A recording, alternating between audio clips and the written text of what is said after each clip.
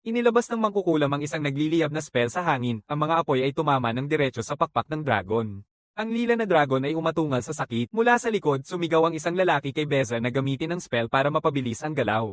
Si Beza ay isang A-rank shaman na kasapi ng Golden Time. Sunod, inutusan ng lalaki si Latish na ipagpatuloy ang pagbuhos ng apoy na mahika. Pagkatapos ay si Saki. Siya ay isang S-class na ikatlong klase na mandirigmang gumagamit ng espada ng tagapagligtas. Sinabihan siyang maghintay ng pagkakataon at tapusin ang laban. Ang nagbibigay ng utos ay si Kunan, isang S-rank magic swordsman mula sa Golden Time. Ang huling taong nakatanggap ng utos ay si Yuki. Sinabihan siyang manatili sa likod at magtago. Isa lang siyang F-rank, walang klase at walang kinabibilangang grupo. Isang malaking backpack ang nakasabit sa kanyang balikat. Sabay-sabay na umatake sina Beza, Latish, at Kunan. Patuloy nilang inatake hanggang sa matagpuan ni Saki ang tamang pagkakataon. Pinaganya niya ang isang kasanayan. Tinawag itong Luminous Slash. Sa isang iglap, tinamaan ng dragon sa iba't ibang bahagi ng katawan nito. Naglabas ito ng isang huling sigaw bago bumagsak sa lupa. Pinanood ni Yuki ang mga mandirigmang S-rank ng may paghanga. Tulad ng inaasahan, madali nilang natalo ang isang dragon. Mga dekada na ang lumipas mula nang lumitaw sa kanilang mundo ang sakunang tinatawag na dungeons kasama ang mga adventurer na sumubok dito. Sa kabila nito, hindi pa rin nagawang tuluyang malinis ng tao ang patuloy na dumaraming bilang ng mga dungeon. Bilang resulta, ang mga kalimutan at hindi natuklasang dungeon ay madalas na nagdudulot ng pagbagsak ng dungeon na naging seryosong suliraning panlipunan. Mas masahol pa, maraming mga adventurer ang nanghuhuli lang ng mga monster para sa pera at tumatangging tapusin ang mga dungeon mismo. Tanging iilan sa mga bayani ang tunay na nakakaintindi sa panganib at nangunguna sa mga ganitong grupo para makumpleto ang misyon. Biglang may humampas sa backpack ni Yuki. Si Beza iyon. Tinawag niya itong tagadala ng gamit at agad na humingi ng potion. Agad na naghalungkat si Yuki sa bag habang napailing si Latish at sinabing, hindi tulad ni Yuki, tunay siyang naglalagay ng buhay sa panganib sa harapan. Sinabi ni Beza na kahit kilala ni Yuki si Saki, hindi niya inasahan na sasama ang isang maliit na isda tulad niya. Pinagkaitan siya ng respeto bilang isang rookie adventurer na nasa pinakababa. Halos wala siyang mana, mabagal, at sa kanilang paningin, ganap na walang silbi. Pinutol ni Kunan ang usapan. Parehong nanigas ang mga lalaki. Pinapaalalahanan niya sila na nasa loob sila ng isang dungeon na tinatayang S-rank. Hindi ito lugar para sa walang kwentang usapan. Humingi sila ng paumanhin. Pagkatapos ay lumingon si Kunan kay Yuki. Sinabihan niya itong seryosohin ang kanyang tungkulin at gawin ng maayos ang kanyang trabaho dahil isa pa rin siya sa grupo. Sumagot si Yuki, opo. Nagpatuloy sila sa pagpasok ng mas malalim sa piitan. Sumang-ayon si Yuki sa mga salita ni Kunan. Napagtanto niya na kulang pa siya sa kamalayan na inaasahan sa isang adventurer. Sobra siyang na-excite sa panonood ng mga pinakamagagaling na adventurer sa aksyon. Gusto niyang sabihin na marami siyang natutunan. Sa parehong oras, naging masakit para sa kanya ang malaki nilang agwat. Wala pa siyang klase. Balang araw, nais niyang maging isang adventurer tulad nila. Nakalutang sa pag-iisip, hindi niya napanatili ang pagiging alerto. Napansin ni Saki at pinayuhan siya na bawal talaga ang mag-alis ng mata sa layunin habang nag-a-adventure. Sabi niya ay ayaw na niyang mawalan pa ng pamilya. Ganon din ang naramdaman ni Yuki. Ayaw na niyang maranasan muli ang ganoong pagkawala. 2 taon na ang nakalipas, napanood niya sa TV ang balita ng wasaki ng dungeon break ang kanilang distrito. May mga nagsasagawang pagsagip, ngunit halos wala ng pag-asang may makaligtas. Sa mga nagdaang taon, lalong lumala ang problema ng mga sakuna mula sa dungeon. Magkasama silang lumaki ni Saki sa ampunan. Hinangaan nila ang mga adventurer kaya iniwan nila ang ampunan upang abutin ang pangarap na iyon. Ngunit ang tahanang dapat nilang balikan, pati na ang lahat ng natirang nakatira sa ampunan, ay nilipol ng dungeon break. Ang trahedyang iyon ang nagpatibay sa kanyang determinasyon na pigilan ng ganitong mga sakuna na mangyari muli. Ang hindi niya alam ay may isang taong palagi siyang minamasdan. Siya ang huling piraso sa plano ng iba. Isang kakaiba at nakababahala na presensya ang dumampi sa kanyang pakiramdam. Pero bago niya maintindihan ang nangyayari, isang magic circle ang lumitaw sa ilalim ng kanilang mga paa. Isa itong teleportation trap. Sumigaw si Kunan na maghanda ang lahat. Ang mga naglatag ng bitag ay sabik na hinihintay ang pagdating ni Yuki. Ligtas silang nakarating. Pero agad na naging malinaw. Sila ay dinala ng diretso sa kwarto ng boss. Agad na kumilos si Kunan, iniutos sa lahat na bumuo ng isang bilog at ayusin ang paligid. Sinabihan din niya si Yuki na ihanda ang bagay na pangbalik. Nakaramdam si Saki ng mali, isang kalat na dugo sa lupa ang nagsimulang kumulo at unti-unting lumitaw mula rito ang isang pigira. Isang lalaking nakasuot ng uniforme ng isang katulong. Natutunan nilang siya ang Demon King. Ang titulong Demon King ay para lamang sa mga boss sa S-class na dungeon, ang pinakamasama at pinakadelikadong mga nilalang. Ngunit ang lalaking nasa harap nila ay halos naiinis sa label na iyon. Inatake ni Saki. Kunan ay gumawa ng yelong javelin. Naghanda siyang buhusan ito ng laban sa kalaban habang papalapit si Saki. Sa tamang distansya, pinakawalan niya ang makinang nasaksak. Tinanggihan ng lalaki ang bawat atake ng walang kahirap-hirap na nagsasabing kulang sa manners ang mga kabataan ngayon. Idinagdag niya na sila ay walang alam din. Lumitaw ang mas marami pang mga pigyera, mga katulong, isang elf, isang beastkin, at iba pa. Kunan ay nabuwal. Isang babae na may motolis na tainga ng elf ang umatake gamit ang mahika na sinasabing may mga hindi kailangang kasamang sumama sa kanilang target. Biglang lumitaw ang halimaw na ito sa harap ni Beza. Tinulak ng beastkin si Beza sa gilid. Napatigil si Lodash sa gulat. Bago pa siya makagalaw, may lalaking may suot na sombrero ng salamangkero na lumitaw sa likuran niya. Biglang nabuo ang isa pang bilog ng mahika sa lupa at isang kalmadong tinig ang nagsabi na hindi ito ang tamang oras para maglaro. May isang tao na lumabas. Nakita ng lahat ang tunay na hari ng demonyo na dumating. Ang presensya niya lang ay nagdulot ng matinding bigat. Nabigla si Yuki sa nakikita niya. Naglabas ang Demon King ng nakakatakot na lakas ng enerhiya at tinutukan si Yuki ng kanyang tingin. Agad na bumaba ang mga tauhan niya sa kanilang mga tuhod. Nagsunod-sunod sila sa harap niya ng buong pagsunod. Alam ni Kuna na malapit ng tuluyang mapuksa sila. Naghahanap siya ng desperado ng pagkakataon kahit anong pag-asa sa kaligtasan. Ang hangin ay puno ng tensyon na nakakahingal. Nalaman din ni Yuki ang parehong bagay at ayaw niyang matapos ito ng ganito. Mabilis niyang binusisi ang kanyang backpack. Alam niya kung ano ang gagawin. Kinuha niya ang isang bagay at pinindot ang pindutan. Isang bilog na mahika ang lumitaw. Sinimulan niya ang proseso ng pagbabalik. Habang nagsisimula ang countdown sa 5, lumakad siya pasulong. Sinasadyang pinukaw niya ang atensyon ng haring demonyo at idineklara na siya ang kanyang kalaban. Nagmukhang interesado ang Demon King. Nataranta si Lodash. Kung lalakad pa ng mas malayo si Yuki, mapapalayo na siya sa saklaw ng pagbabalik. Dali-daling pumunta si Saki, ngunit hinawakan siya ni Kunan at tumakbo pabalik. Naiintindihan niya ang ginagawa ni Yuki. Umabot na sa 3 ang countdown. Ngayon ay malayo na sina Kunan at Saki kay Yuki. Nagpumiglas si Saki, nagtatanong kung ano ang kanyang ginagawa. Tiningnan ni Yuki ang likod at tiniyak ang distansya. Lahat ay ayon sa plano, dahil naintindihan ni Kunan. Tumalbog ang beastkin papunta kay Yuki. Tinanong siya ng haring demonyo kung ano ang balak niya. Pumalo na ang countdown sa 2. Ngumiti si Yuki at sinabing halata na yon. Inihagis niya ang magic item. Bumaba ang countdown sa 1. Lahat ay huminga ng malalim, naghihintay kung ano ang mangyayari. Ipinahayag ni Yuki na tatalunin niya ang hari ng demonyo. Nasalo ni Kunan ang gamit at pinuri siya sa kanyang kahangahangang desisyon. Umabot na sa 0 ang countdown. Nagniningning ng maliwanag ang magic circle sa ilalim ng mga adventurers. Napasigaw si Saki sa pangalan ni Yuki sa gitna ng pagdadalamhati dahil lahat ay ililipat maliban sa kanya. Naramdaman ni Yuki ang kapayapaan sa kanyang desisyon habang sumisigaw si Saki. At sa isang iglap, nawala na sila. Tinanong ng Demon King kung iyon ba ang paraan niya para talunin siya. Matapang na sumagot si Yuki na oo. Niligtas niya ang lahat ng mga mataas na ranggong adventurer, hindi tulad niya. Kung makakabalik silang buhay, tiyak na kanilang malalampasan ang dungeon balang araw. Gayunpaman, nakaramdam siya ng guilt sa pag-iwan kay Saki. Humanga ang haring demonyo na isinakripisyo ni Yuki ang kanyang sariling buhay para sa kinabukasan ng tao. Sinabi niya na talagang kamangha-mangha ang ganitong kabaliwan. Pagkatapos ay inalok niya ang tao ng isang kasunduan. Hindi inaasahan ni Yuki iyon at tinanong niya kung tama ang narinig niya. Sinabi ng Demon King na tama ang pagkakarinig niya. Gusto niyang sumama si Yuki at tulungan silang sakupin ang mga dungeon. Nagulat si Yuki. Mga halimaw na nililinis ang mga dungeon, tanong niya kung bakit nila gagawin ang ganitong bagay. Ipinaliwanag ng Demon King na ang kanilang uri ay palaging nalalagay sa panganib dahil sa pananakop ng mga tao. Sumagot si Yuki na ang mga tao rin ay nabubuhay sa parehong banta. Ibinunyag ng haring demonyo na kung titigil lang ang mga tao sa pagpasok sa mga dungeon, wala nang dahilan ng mga halimaw na lumabas at manakit sa kanila. Ang dungeon na iyon ay itinuring na S-rank mula pa sa simula. Delikado na ito kahit nung yugto ng investigasyon. Upang maiwasan ang karagdagang pagkalugi, kailangang palakasin mismo ang piitan. At para magawa yon, kailangan nilang sakupin ang mga boss ng ibang dungeon at saluhin ang kanilang napakalaking lakas na mahika. Hindi na niya maaaring hayaang maulit ang trahedyang naranasan ng kanyang mga kasamahan. Ang salitang trahedya ang pumukaw sa atensyon ni Yuki.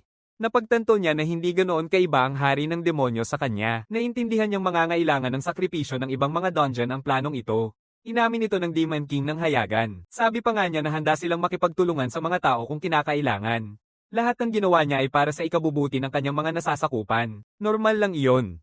Naiintindihan ni Yuki ang damdaming iyon gagawin ng lahat para sa pamilya, kahit ang mamatay. Tinanong niya ang Demon King kung maaari niyang ipangakong kapag naging mas malakas na siya, hindi na niya papatayin ang mga tao, kundi itutulak lamang sila palayo. Sagot ng haring demonyo na ang mga halimaw ay nakatali sa kanilang mga dungeon. Kung magiging sobrang lakas nila na hindi na kaya ng tao, sa huli ay titigil na rin ang mga tao sa pagdating. Nag-alinlangan si Yuki. Talaga bang maaari siyang pagkatiwalaan? Maingat na sinabi ng hari ng demonyo na kung tumanggi si Yuki, mamamatay na lang siya at sabay-sabay ding mamamatay ang hindi mabilang na mga tao. Alam ni Yuki na balang araw, babalik si Kunan at ang iba pa upang sakupin ang dungeon na ito. Ngunit kung walang pagbabago, magpapatuloy lang ang mga nasawi. Siguradong susunod na naman ang isang trahedya. Matagal niyang pinag-isipan ito, at sa kanya ginawa ang kanyang desisyon. Tutulungan niya ang Demon King. Bigla siyang niyakap ng Demon King. Matatag na ipinahayag ni Yuki na hindi niya ito ginagawa para sa Demon King. Ginagawa niya ito para sa sangkatauhan. Nasiyahan ng Demon King sa kanyang pagpapasya. Mula sa sandaling iyon, naging kasabuhat nila si Yuki. Naisip ni Yuki kung ang isang tulad niya ay talagang nararapat. Sa totoo lang, wala siyang kahit anong klase. Pero yun mismo ang dahilan kung bakit siya. Ang Monster Tamer ay isang klase na tanging mga walang trabaho lang ang maaaring pumili. Tiningnan siya ng mga halimaw na may kasakiman sa mga mata, nilalay na ang isang inutil na tulad niya ay perpekto para paglaruan ng mga halimaw. Pero wala sa plano ni Yuki na hayaan silang gawin ang gusto nila. Siya ang magpapasunod sa kanila. Ipinaliwanag ng Demon King na para makapasok sila sa ibang dungeon, kailangan silang tawagin. Para mangyari yon, kailangan nila ng kakampi na isang Monster Tamer. Ang kondisyon para maging isang Monster Tamer ay dapat walang laman ang iyong job field. Ang pangalawang kailangan ay ang makipagkontrata sa isang halimaw na mahalaga. May 3 paraan upang makipag-ugnayan sa isang kontrata. Isa na rito ang makipaglaban at talunin ng monster. Isa pa ay ang maunawaan at makipag-usap dito. Nagtanong si Yuki tungkol sa ikatlong paraan. Ibinunyag ng Haring Demonyo na ang ikatlong paraan ay ang puwersa. Naglabas siya ng isang puwersa ng enerhiya na nagpasigaw kay Yuki sa sakit. Nagreklamo si Yuki na masakit at tinanong kung ano ang ginawa nito. Nagulat siya nang biglang lumitaw ang isang screen. Sa pamamagitan nito, nakikita ng Haring Demonyo ang lahat na nakikita ni Yuki. Napagtanto ni Yuki na ang kanyang mga kilos ay magiging ganap na lantad. Inihanda ng Haring Demonyo ang posibilidad ng pagtataksil, kaya hindi makapaghihingi ng tulong si Yuki. Kailangan niyang gawin ito mag-isa. Pinindot ng Demon King ang kanyang daliri at lumitaw ang isang magic circle sa ilalim nila. Handa na ang lahat para sa pananakop. Panahon na para ipadala si Yuki sa ibabaw. Nagsimula siyang magpanik, hindi pa siya nakagawa ng kahit ano. Pinayuhan siya ng Haring Demonyo na sumabak sa kahit anong dungeon. Sa tamang oras, dapat siyang tawagin upang ayusin ang lahat. Kahit ganoon, hindi pa rin alam ni Yuki kung ano ang tinutukoy na tamang oras. Sinubukan niyang magtanong, pero bago pa siya makapagsalita, agad siyang dinala sa bungad ng dungeon kung saan nagtipon ng ibang adventurer. Napahinto si Saki sa gulat, tumigil agad ang kanyang mga luha. Nagpaalam si Yuki sa kanya ng medyo alanganin. Agad siyang lumapit at niyakap ito ng mahigpit, lalo pang umiyak. Malapit doon, tiningnan ni Beze si Kunan na parang naghihintay ng paliwanag, pero napailing lang si Kunan, wala rin siyang alam. Kinabukasan, pumunta si Yuki sa opisina ng administrasyon upang humingi ng pahintulot na sakupin ang isang dungeon mag-isa. Hindi niya inaasahang makatagpo ng pagtutol kahit bago pa man pumasok. Ipinaliwanag sa kanya ng mga kawani ang sitwasyon. Kamakailang aktibidad sa dungeon ay hindi na nakatuon sa paglilinis ng mga bahagi. Sa halip, karamihan sa mga adventurer ay pumasok sa mga dungeon para lang sa pera. Alam ni Yuki na ito ay para sa halos lahat maliban sa mga S-rank. Kaya't dumarami ang mga paglabas sa dungeon, pero alam din niya na hindi kailanman aaminin ng guild ito. Upang maiwasan ang pag-stagnate dahil sa ganitong ugali, mahigpit na seguridad at limitasyon sa pagpasok ang ipinatupad sa lahat ng natuklasang dungeon. Ipinakita ng babae sa kanya ang isang infographic. Sinabi niya na bukod sa pag-unlad sa paglupig ng mga dungeon, ang rating ng ambag ng isang manlalakbay ay maaari lamang tumaas sa pamamagitan ng pagtitiwala ng guild. Kung hindi siya makakagalaw bilang bahagi ng isang kumpirmadong grupo, hindi nila makukumpirma ang kanyang ambag. Dahil dito, hindi tatanggapin ng guild ang mga ganitong aksyon tulad ng biglaang pag-dive mag-isa ng walang grupo. Naiintindihan ni Yuki. Kung talagang may balak ang isang tao na tapusin ang isang dungeon, walang dahilan para mag-isa siya. Ang mga solo diver ay karaniwang mga desperadong tao na naghahanap ng pera, umaasang mananalo sa swerte. Ipinaliwanag niya na humihingi siya ng F-rank na dungeon at ang layunin niya ay para lang mag-level up. Nauunawaan niya ang ngiti ng babae. Inutusan niya ito ng isang F-rank na dungeon, Labyrinth of Silence. Iilan lang ang ulat tungkol sa mga halimaw kaya ito ay angkop para sa mga baguhan. Inihatid siya roon at binuksan ng staff ang gate. Sinabihan niya siyang magpatuloy. May pindutan ng emergency na maaari niyang pindutin kung kailangan niya ng tulong. Naalala ni Yuki na sinabi niya na mahigpit ang seguridad pero hindi naman ito sobra. Pero, may katwiran din. Ito ay isang napabayaang dungeon. Biglang nagtanong ang Demon King kung ano ang ibig sabihin ng napabayaang dungeon. Halos napatalon si Yuki. Hindi niya inasahan na direkta siyang kakausapin ng tinig sa kanyang isipan. Tinanong niya kung iyon ba ang kasanayan ng Demon King. Sagot ng Demon King na yun pala ay kasanayan ni Yuki. Ang pakikipag-ugnayan sa mga halimaw ay pangunahing kasanayan para sa isang tagapag-alaga ng halimaw. Hindi iyon alam ni Yuki. Unang beses niyang gumamit ng kakayahan. Isa itong passive skill maginhawa, pero nakakabahala. Habang bumababa si Yuki sa hagdang ng dungeon, ipinaliwanag niya na ang isang kalimo na dungeon ay kulang sa pamamahala, pagpapanatili, at pagsakop. Sobra-sobra ang dami ng mga dungeon para sa tamang pagtugon. Kung ang isang dungeon ay mayaman sa yaman, dadagsa dito ang mga adventurer para kumita at ipatutupad ang tamang hakbang. Ibinuo ito ng Demon King ng simple. Iniwan na ng tao ang dungeon na ito. Inaasahan niyang tahimik na nagsisilang ang mga monster sa loob. Idinagdag ni Yuki na kung lumampas ang pagpaparami ng mga halimaw sa limitasyon ng dungeon, maaari itong gumuho. Napansin niyang kakaunti lang ang mga halimaw sa loob. Ngunit kahit para sa isang mahina na dungeon, may kakaibang pakiramdam. Biglang nanginig ang lupa, habang may isang sumisigaw sa kanya na tumakbo, isang lalaki at isang babae ang biglang dumaan sa kanya, takot na tumakas mula sa dambuhalang boss ng dungeon. Tumingin si Yuki ng gulat sa malaking slime sa likuran nila, agad na naintindihan ng haring demonyo. Dahil kakaunti ang mga tao na pumapasok sa dungeon, nagpa siya ang mga halimaw na kainin ng isa't isa, kaya nga kakaunti na lang ang mga halimaw at kaya lumaki ng sobra ang bagay na iyon. Inakay ni Yuki sila papunta sa isang eskinita, ngunit mabilis na nilalapitan sila ng slime. Kahit malapit na sila, nagsimula ng mawala ng pag-asa ang babae. Nanghihina na ang lakas niya, siya ay natapilok at nahuli. Ang kanyang katawan ay nilamon, nakulong sa loob ng slime. Tinanong ni Yuki si Demon King Liber kung maaari niya itong iligtas kapag siya ay naipatawag na. Sabi ni Liber na hindi ito posible. Ang epekto ng pagtawag lang ay sasalain ng slime, pati na ang lahat ng nasa loob nito. Hindi iyon maganda. Mukhang nalulunod ang babae sa loob ng slime. Biglang naisip ni Yuki ang isang ideya. Sumugod siya ng diretso sa slime. Natuwa ang Demon King. Tulad ng inaasahan niya, kahit na mapahamak ang sarili niyang katawan, gagawin ni Yuki ang lahat para mailigtas ang isang tao. Lumangoy siya sa makapal na masa papunta sa babae. Nang maabot niya at mahawakan siya, alam niyang panahon na para tawagin si Demon King Liber. Isang marahas na pag-angat ng enerhiya ang sumabog at nagsimulang magpakita ang mga kamay ni Liber. Pinayagan ni Liber na gamitin niya ang kanyang kapangyarihan. Sa gitna ng pagtawag, sa mukha si Yuki ng dugo, parang sinisilaban ng kanyang katawan mula sa loob palabas. Isang hologram ni Liber ang lumitaw sa kanyang likuran at sinabing huwag siyang sasuko. Sinubukan ni Liber na tumawid sa magic circle. Sinubukan niya ito gamit ang isang daliri, hindi maiwasang magtaka siya. Ito lang ang kaya ni Yuki kahit buong lakas. Maiksi ito, ngunit sapat pa rin para sa kalaban ng ganitong antas. Ang lakas ay nagtipon sa mga dulo ng kanyang mga daliri. Pagkatapos, ipinukol ni Yuki ang magulong bukang liwayway. Isang mapanirang sinag ang tumama sa kalaban at nagdulot ng malakas na pagsabog. Naintindihan ni Yuki kung gaano kakilabat ang kapangyarihang iyon. Wala nang iba kundi isang kalamidad. Nawala ang lahat sa kanilang harapan.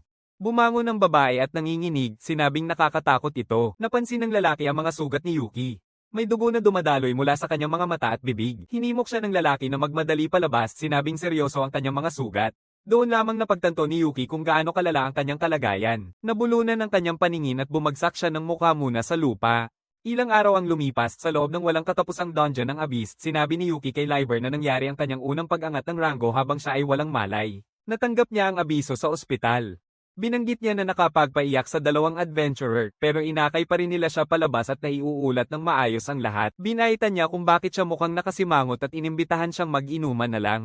Hindi maintindihan ni Yuki kung bakit. Ang ginawa lang niya ay tawagin siya. Naramdaman niya ang pagkadismaya nang mapagtanto na iyon lang ang kanyang maitutulong. Itinuro ni Liber na hindi tinalikuran ni Yuki ang buhay sa harap niya noong sandaling iyon, sa halip, buong tapang niyang pinili ang ibang posibilidad ng walang pag-aalinlangan. Sabi ni Liber na nagustuhan niya ang lakas na iyon at inalok siya ng isang baso ng alak. Tinanggap ni Yuki ito at nagpasalamat sa papuri. Inamin ni Liber na nakababahala sa kanya kung halos mamatay si Yuki tuwing tinatawag niya siya, kaya ipinakilala niya ang isang taong pwedeng tawagin ni Yuki sa susunod. Ang pangalan niya ay si Elvina, isang undead na katulong. Napansin ni Yuki kung gaano siya kalmado at mahinahon. Nagbiro siya na magiging problema kung mamahalin siya agad niya. Wala naman siyang palso, kaya hindi masyadong tumawa ang mga tao sa biro niyang undead. Natatakot si Yuki kung magiging okay siya. Panyanatag siya ni Liber na mas malakas siya kaysa sa kanya. Sinabi ni Elvina na gusto niyang maging isang maid na madaling lapitan at maintindihan. Nagpasya silang unahin muna ang pagpapalakas ng antas ni Yuki. Kailangan niyang maging sapat na malakas para matagalan ng tamang pag-summon kay Liber. Maya-maya, ilang nilalang na nagliliyab ang lumapit sa kanila. Sinuntok lang sila ni Elvina. Agad niyang tinapos ang bawat panganib. Napagtanto ni Yuki kung gaano siya kalakas. Nasa loob sila ng isang irang, napiitan, ang pugad ng mga nagliliyab. Umikot-ikot si Elvina sa paligid niya, buong yabang na ipinahayag na isa siyang maasahang kasambahay. Naalala ni Yuki ang isang bata sa ampunan na dati ring naghahanap ng atensyon sa parehong paraan. Palagi siyang naglalaro kasama niya. Hindi nagtagal ang nostalgia. Sunod-sunod na lumabas ang mga abiso ng pag-level up, halos mabaliw siya. Nagulat si Elvina na nakakainis pala para sa kanya ang mag-level up. Naisip niya kung yun ba ay isang uri ng buhay na biro. Narating nila ang mas madilim na bahagi ng dungeon. Napansin ni Yuki na mas matagal niyang mapanatili ang pagtawag kay Elvina kaysa kay Liber. Ipinaliwanag niya na sobrang espesyal lang talaga si Liber. Ang mana na kailangan para siya ay tawagin ay napakalaki, kaya malamang na naantala ang pagtawag sa kalagitnaan. Alam ni Yuki na totoo iyon. Nakapag-summon lang siya ng mga daliri ni Liber. Napagpasyahan ni Elvina na sa paghahambing, sulit na siya. May isang tao na kayang suportahan ng mana ni Yuki ng madali. Sumagot si Yuki na siya ay maaasahan. Napaigting nito ang kanyang hiya. Napagtanto ni Yuki na ang pagtawag ay hindi lang tungkol sa lakas, mahalaga rin ang pagiging epektibo. Nakaharap nila ang isang nakasarang pinto. Nagtataka si Yuki kung paano sila makakapasok. Inangat ni Elvina ang mga braso niya. Pinukol niya ito ng suntok, basag ang pinto. Sabi niya na para daw siyang kumatok lang. Isang mandirigma ang nakatayo sa kabilang panig. Lumusab si Elvina. May hawak na espada na naglalagablab ang mandirigma. Ngunit napansin ni Yuki na may kakaiba sa apoy. Nagdagdag siya ng isang tibak, ngunit naitaboy nito ang espada bago pa man ito tumama kay Elvina. Ngunit isang bakas ng apoy ang dumampi sa kanyang pisngi, dahilan upang kumalat ang mga bitak sa kanyang balat. Tinanong ni Yuki kung ayos lang siya. Tinanong niya kung kailan niya napansin ang mga apoy na may banal na katangian. Sumagot siya na iba lang talaga ang itsura nito kumpara sa mga apoy sa buong dungeon. Kagaya sila ng ilaw na gamit ni Saki. Ipinaliwanag ni Elvina na ang banal na mga apoy ay natural na kaaway ng mga patay na buhay. Nagbiro siya na pinapabilis nito ang tibok ng puso niya kahit na tumigil na ang puso niya. Sinabi ni Yuki na hindi ito ang tamang oras para magbiro at pinilit siyang umatras. Ngunit pinaganya ng mandirigma ang isang sagradong bilog ng apoy. Napagtanto ni Elvina na ang boss ng dungeon ay kahawig ni Liber. Hindi sila papayagang makalabas. Inisip ni Yuki na tawagin si Liber, ngunit pinigilan siya ni Elvina. Sa kasalukuyang lakas niya, maaari lang niyang tawagin siya. Wala na silang ibang magagawa kundi harapin ito ng magkasama. Sabi ni Elvina na isang malupit na biro ito, isang tagapag-alaga ng halimaw na nakatayo sa unahan sa halip na ang kanyang mga halimaw. Pero yun mismo ang plano ni Yuki. Magkakampi sila. Napangiti siya. Ngayon, buong puso na siyang nakipaglaban sa tabi niya. Ipapakita ni Yuki sa dungeon boss ang bunga ng kanilang paglago, at kung kinakailangan, ipagtatanggol niya ito.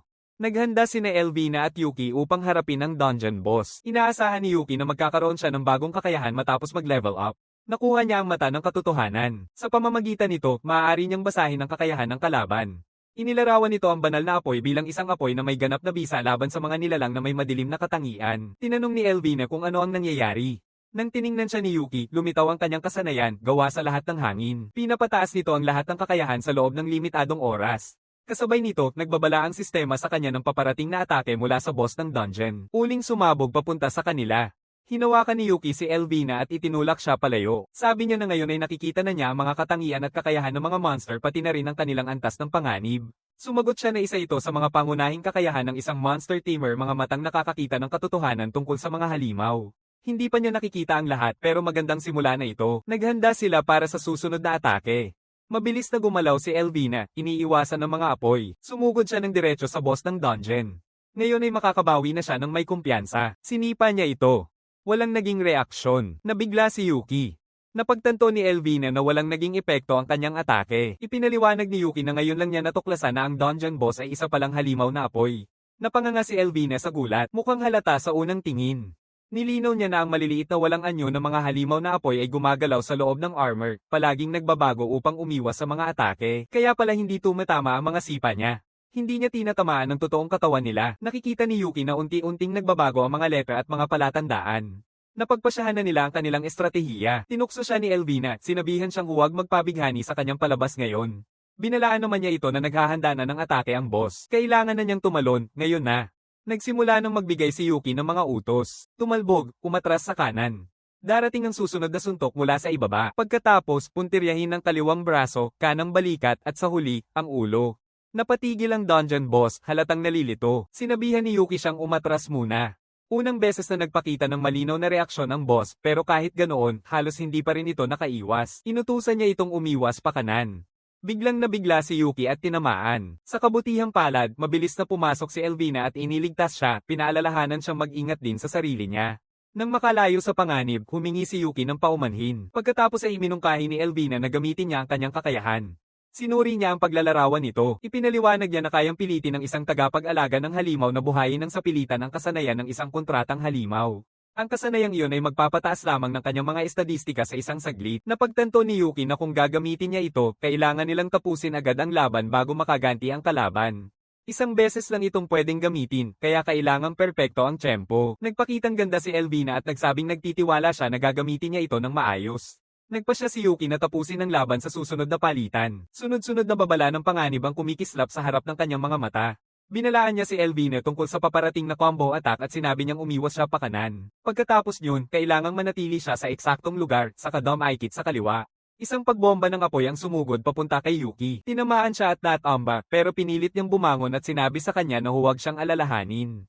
Inutusan niya itong tumalon pakaliwa. Pagkatapos ay pinaganya niya ang Maid of All Wind. Ang sipa ni Elvina ay sumabog sa lakas, pinatumba ang boss sa dungeon at gumawa ng malalim na hukay dito. Tapos na ang laban. Sa wakas, nakahinga ng maluwag si Yuki, nagpasalamat na nanalo sila. Maingat na sinabi ni Elvina na nakapag-ubos ito ng maraming lakas niya. Sa mga salitang iyon, paalam na siya sa kanya. Nabigla si Yuki. Nawala siya bago pa man siya makalakad. Sinubukan niyang tawagan muli siya, ngunit walang sagot. Sa huli, bumalik siya sa gitna ng libangan ni Liber. Naluwagan si Liber nang makita siyang buhay. Tinanong niya kung nasaan si Elvina. Sinabi niyang kailangan niyang makausap siya para hindi niya ito maiwan sa susunod na pakikipagsapalaran. Inakay siya ni Liber pasulong. Kung dumating si Yuki nang mas huli pa, hindi na niya makikita ang mukha niya. Napatigil si Yuki nang makita siyang nakahiga sa loob ng kabaong. Nalito siya at nagtanong kung ano ang ibig sabihin nito. Ipinaliwanag ni Liber na ganito sila nagluluksa para sa kanilang mga yumao. Tinanong niya kung iba ito sa paraan ng mga tao. Hindi maintindihan ni Yuki ang kanyang naririnig. Kaya ipinaliwanag pa ni Liber na si Elvina ay isang multo na dalagang naglilingkod. Ang mga kasanayan ng kanyang lahi ay nagdudulot ng napakalakas na kapangyarihan ngunit sinisira ang kanilang sariling katawan. Naalala ni Yuki na may limitasyon ang paggamit ng kasanayan na iyon na isa lamang. Ngayon niya lang tunay na naunawaan ang ibig sabihin nito. Hindi niya matanggap, hindi niya nais na mamatay siya. Ang gusto niya lang ay talunin ang kalaban. Liber sinabi ng kalmado na para sa ikabubuti ng proteksyon ng dungeon, ang kanyang buhay ay isang karapat-dapat na halaga. Naniniwala siyang natupad niya ang kanyang tungkulin ng buong puso. Inamin niya na sa huli ay nasa kanya ang responsibilidad, ang Demon King. Ngunit hindi matanggap ni Yuki ang sagot na iyon. Sinasalihan niya ang sarili sa hindi pag-iisip ng maayos, sa pagtalima ng walang pag-iisip sa kanyang mga suhestyon, at sa pagiging masyadong mahina upang labanan ng maayos mag-isa. Muling nagsisi siya sa kanyang kahinaan. Niyakap ni Yuki ang kanyang sarili sa luha.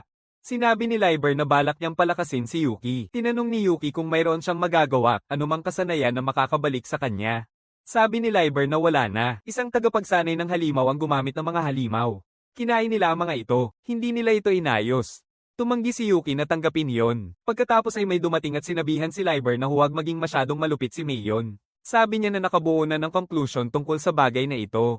Pero hindi kasama ang batang iyon sa desisyong iyon, kaya hindi pa ito tunay na naresolba. Kinilala ni Yuki siya bilang isa sa mga opisyal at pinaga niya ang mata ng katotohanan. Magalang siyang nagpakilala habang binabasa ang impormasyon niya. Taglay niya ang parehong banal at demonyong katangian, ang kasanayan ay maayos na nagawa at muling pagkabuhay mula sa bangkay. Huminto ang kanyang hininga, ngumiti siya at tinanong siya. Gusto niyang malaman kung paano maibabalik si Elvina. Naramdaman ni Yuki ang pag-asa nang marinig niyang maibabalik si Elvina sa buhay. Alam niyang sa kakayahan ni May, posible ito. Nagulat si May na nakikita niya ang kanyang mga kasanayan kaya hindi na kailangan pang magpaliwanag ng husto. Nilinaw ni Yuki na ang nakikita niya ay ang mga epekto ng kasanayan at ang mga kondisyon na kalakip nito. Naintindihan niya, kakagising lang niya sa kakayahan, kaya natural lang na limitado ang kanyang pagkaunawa. Hiniling niya kay May na ipaliwanag ito ng maayos. May formal na ipinakilala ni May ang sarili niya. Siya ang responsable sa pangangasiwa sa lahat sa loob ng dungeon, sa pag-aasikaso ng mga gawain, sa pag-aalaga sa mga naninirahan dito, at sa pagbibigay ng backup. Ang salitang backup ang nakakuha ng atensyon ni Yuki, kaya siya ay nagpasalamat. Dahil palagi ang inaatake ng mga tao ang dungeon para pumatay sa kanila, siya ay nagsisilbing panigurado. Kahit pamamatay ang isang tao, kaya niyang buhayin muli ito at pigilan ang pagbagsak ng dungeon. Nang marinig ni Yuki yon, agad niyang hiningi na buhayin si Elvina agad. Maingat na pinaalalahanan siya ni May na may mga kondisyon. Una, ang kasanayan ay kumonsumo ng napakalaking halaga ng mahika. Sobrang hindi epektibo. Halimbawa, kung papatayin niya si Yuki at muling bubuhayin, katumbas nito ang magic na kakailanganin para makagawa ng isang buong palapag ng dungeon. Para sa tao, sobra na yon. Para kay Elvina, mas kailangan pa nito. Ipinaliwanag niya na ang paggamit ng kasanayan ay magdudulot ng malaking pagbawas sa laki ng dungeon. Agad na naintindihan ni Yuki, mas madali para sa mga tao ang sakupin ng mas maliit na dungeon. Kumpirmado ito ni Elvina at idinagdag pa na maging ang executive na si Shin ay mariing tumutol dito. Ang pagpapaliit ng dungeon ay magdudulot lamang ng mas maraming pagkamatay. Iminungkahi ni Yuki na unti-unting ipunin ang hindi nagagamit na magic sa paglipas ng panahon. Kung magkakaroon ng sapat na oras, maaari nilang makuha ang sapat para sa isang muling pagkabuhay. Pero hindi rin yun gagana. Ang ikalawang kondisyon ay nangangailangan ng natitirang sariling mahika ng individual. Nananatili pa rin ang mahika ni Elvina, ngunit mawawala ito ng tuluyan sa loob ng 10 araw sa pinakamaaga. Kaya kailangan nilang makuha agad ang mahika mula sa ibang pinagmulan. Pinagtibay ni May ang kanyang conclusion. Iyon ang dahilan kung bakit siya ipinadala upang sakupin ang isang bahagyang mas malaking dungeon. Ngayon ay naintindihan na ni Yuki ang tunay na layunin ng pagkuha ng mga dungeon. Sa pamamagitan ng pagnanakaw ng magic mula sa ibang mga dungeon, maaaring magamit ang kasanayan ni Mei sa muling pagkabuhay ng walang limitasyon. Tiyak na isa yon sa kanilang mga layunin. Gayunpaman, ang mga dungeon na naranasan ni Yuki hanggang ngayon ay hindi pa rin sapat. Tinanong ni Yuki kung gaano karaming magic ang talagang kailangan kung kahit ang isang dungeon na may F rank o E rank ay nangangailangan ng ganoong kalaki. Inamin ni Mei na hindi niya naiintindihan ang sistema ng ranggo ng tao, pero sinabi niyang noong iminungkahi niyang targetin ang isang tunay na malaking dungeon, tinawag itong pagpapakamatay ng lahat. Hindi nila maaaring isugal na malantad sa panganib ang pinakaimportanteng bahagi ng kanilang plano, ang mismong bagay na inialay ni Elvina ang kanyang buhay upang maprotektahan. Si Yuki ang nagboluntaryo. Agad na tinawag ni Lieber na mapanganib ito. Tinanong niya kung may plano ba si Yuki dahil malamang na mauwi lang si Yuki at ang mga bagong halimaw tulad ni Elvina. Inamin ni Yuki na hindi pa niya alam kung paano ito mapagtatagumpayan o palalakasan pa, pero kung ito lang ang tanging paraan, wala na siyang magagawa kundi tanggapin ito kahit ano paman. Alam niya na iyon ang dahilan kung bakit nakipag-ugnayan si Lieber sa kanya sa simula. Tinanggap ni Lieber ang sagot na iyon. Malapit na siyang tumanggi nang may isang tao na umubo. Lumapit ang katulong at nag-alok na sanayin si Yuki. Agad na nakilala ni Yuki siya. Siya ang lalaking nakipaglaban kay Saki. Masaya si Yuki at Mei na suportahan ni Viento ang plano. Ipinahayag ni Viento na sa kasalukuyang lakas ni Yuki, hindi maiiwasan ang panganib at sakripisyo kahit saan siya magpunta. Naintindihan ni Lieber. Ipinagkatiwala niya si Yuki kay Viento para sa susunod na 7 araw. Inutusan niya si Yuki na sundan siya. Nagtiwala rin si Yuki sa kanya. Sabi ni Mei na maaari na siyang mag-relax dahil sa sobrang lakas ni Viento. Ngunit iginiit ni Lieber na samahan na nila agad siya. Dahil sa pagtutol ni Viento sa paggamit ng tao hanggang sa huli, may tunay na posibilidad na papatayin niya si Yuki. Inamin ni Mei na ito ay isang makatwirang alalahanin. Pumasok sina Viento at Yuki sa isang magic circle. Nang imulat ni Yuki ang kanyang mga mata, nagulat siya nang malaman na nasa loob pa rin sila ng dungeon. Ipinaliwanag ni Viento na isa ito sa mga kapangyarihan ng Demon King. Bawat executive ay binibigyan ng sariling palapag sa dungeon na maaari nilang gamitin. Si Yuki ang kauna-unahang tao na nakakita ng isang palapag ng isang ehekutibo.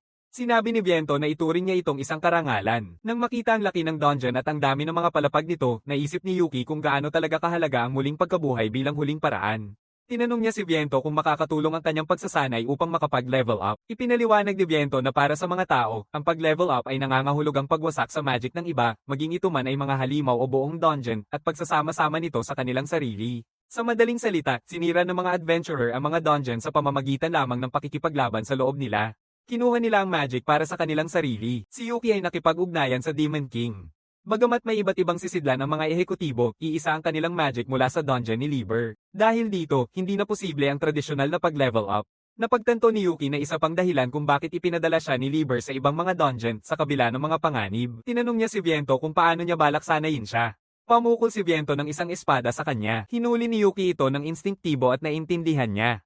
Nais niyang bigyan siya ng tamang armas. Sabi ni Viento na maraming bagay ang maaari niyang ituro sa kanya simula sa katotohanang wala siyang pundasyon at nais niyang gawing tunay na lakas ni Yuki ang mga teknik na natutunan niya. Dahil kulang si Yuki sa lakas. Kulang siya sa kaalaman at kulang din siya sa talento. Halos hindi nakapag-isip si Yuki ng mabuti bago siya sinalakay ni Viento. Sinabihan siya ni Viento na kung gusto niyang mabawi si Elvina, kailangan muna niyang magtayo ng pundasyon, lakas, kasanayan, kaalaman, talento. Lahat-lahat. Kumilos si Viento ng sobrang bilis na nagduda si Yuki kung kaya pa niyang makasabay. Sinabi ni Viento na kung mabaigo siya, kailangan ng ipagkatiwala ang kapalaran ng lahat sa iba pang may ganoong kakayahan. Naramdaman ni Yuki ang hangad na pumatay, pero napagtanto niyang hindi iyon talaga. Ipinaliwanag ni Viento na hindi niya gagawin ang ganitong paghuhusga ng basta-basta para sa dungeon at kay Lord Lieber. Nauunawaan ni Yuki noon. Para si Viento, ang mamatay ng isang tulad niya ay walang kwenta. Binigyan siya ni Viento ng isang kondisyon, magtagal ng 3 oras. Upang tunay na maging iyo ang isang espada, walang hihigit pa sa pagtayo sa bingit ng kamatayan. Nagbanggaan ang kanilang mga espada. Ipinangako ni Yuki na tiisin ang impyerno mismo at buhayin siya muli. Pinaganya ni Yuki ang kanyang Demon Eye of Truth, ipinakita ang kasanayan ni Viento, Blood Petal Blade. Bawat suntok ay nakamamatay. Napakalaki ng agwat nila na hindi na makita ni Yuki ang kahit anong paraan para makatakas. Kung hindi niya maibablock ang atake, wala na siyang magagawa kundi gumalaw sa isang lugar. Isang lugar na kahit hindi niya makita ang panganib na paparating. Tinanong ni Viento kung iyon lang ba talaga ang kaya ni Yuki, saka siya muling umatake. Bahagyang nasugatan ang mukha ni Yuki ng talam, ngunit nagpatuloy si Viento sa pag-atake at nagawa pa ring iwasan ni Yuki ang bawat hampas. Napansin agad ito ni Viento at inamin na kahit paano, kaya ni Yuki umiwas. Pero puno ng hindi kailangang galaw ang mga kilos ni Yuki. Iyan ang dahilan kung bakit itinuro ni Viento na ang mga kontra-atake ni Yuki ay madaling napipigilan. Lubos na nalulula si Yuki. Alam ni Viento na hindi man lang siya makakuha ng sandali para huminga. Mas masahol pa, mabagal ang kanyang paghuhusga. Kung mag-iisip lamang siya tungkol sa susunod na hakbang pagkatapos maarang, wala itong pinagkaiba sa paghingi ng kamatayan. Tumalon si Viento pababa, dala ang kanyang espada at malakas na umatake. Halos hindi na nakasabay si Yuki sa pagdepensa, sumiklab ang mga tilamsik ng bakal sa banggaan, doon niya nalaman gaano kapanganib ang hampas na iyon. Sinubukan ni Yuki na mag-isip ng kanyang susunod na hakbang. Inikat niya ang kanyang sandata at pinilit ang atake. Kalma lang na hinarang ni Viento ang atake, pinigilan ang hampas ng walang kahirap-hirap. Sinabi niya kay Yuki na kahit pilitin ang pag-atake, wala ring magbabago. Pagkatapos, tinulak ni Viento si Yuki palayo gamit ang isang malakas na atake. Tumalsik ang mga patak ng dugo sa sahig. Sa kabila nito, nagawang maputol ni Yuki ang maliit na bahagi ng tali ng buhok ni Viento. Napansin nito ni Viento, mas gumanda na ang galaw ni Yuki. Sabi niya na nakikita niya ang galaw ni Viento, kung paano niya ibinabato ang kanyang espada, at ang pinaka-epektibong paraan para harangin ito. Kaya hindi lang ito tungkol sa stats. Gamit ang kanyang mga mata, naiintindihan ni Yuki kung paano gumagalaw ang katawan ng isang halimaw. Namangha si Viento na hindi lang basta nakatitig si Yuki, pero hindi pa rin iyon sapat. Sa simula pa lang, magkaiba na ang kanilang pangangatawan. Magkaiba ang kanilang kasanayan sa espada. At higit sa lahat, magkaiba ang kanilang karanasan. Alam ni Yuki na nasa masamang kalagayan siya. Bogbog ang kanyang mga braso at binti, punong-puno ng panganib ang kanyang paningin. At hindi pa rin gumamit si Viento ng anumang mana. Ito ay walang iba kundi purong kasanayan sa espada. Nananatili pa rin siyang umaasa na makahabol. Nahanga si Viento na nanatili si Yuki sa ganitong matatag na espiritu matapos ang lahat ng iyon. Nagtataka siya kung ito ba ay simpleng katangahan o may mas malalim pang dahilan, kaya nagpa siya siyang subukan ito. Pinalaya niya ang isang nakakakilabot na kapangyarihan. Puno ng mga palatandaan ng panganib ang bumalot sa paningin ni Yuki ng sabay-sabay. Wala siyang makita. Kung magpapatuloy ito, mamamatay siya. Kung hindi niya ito malalampasan, wala na siyang kinabukasan. Pinili ni Yuki na hindi na niya kailangan pa ang impormasyon tungkol sa panganib.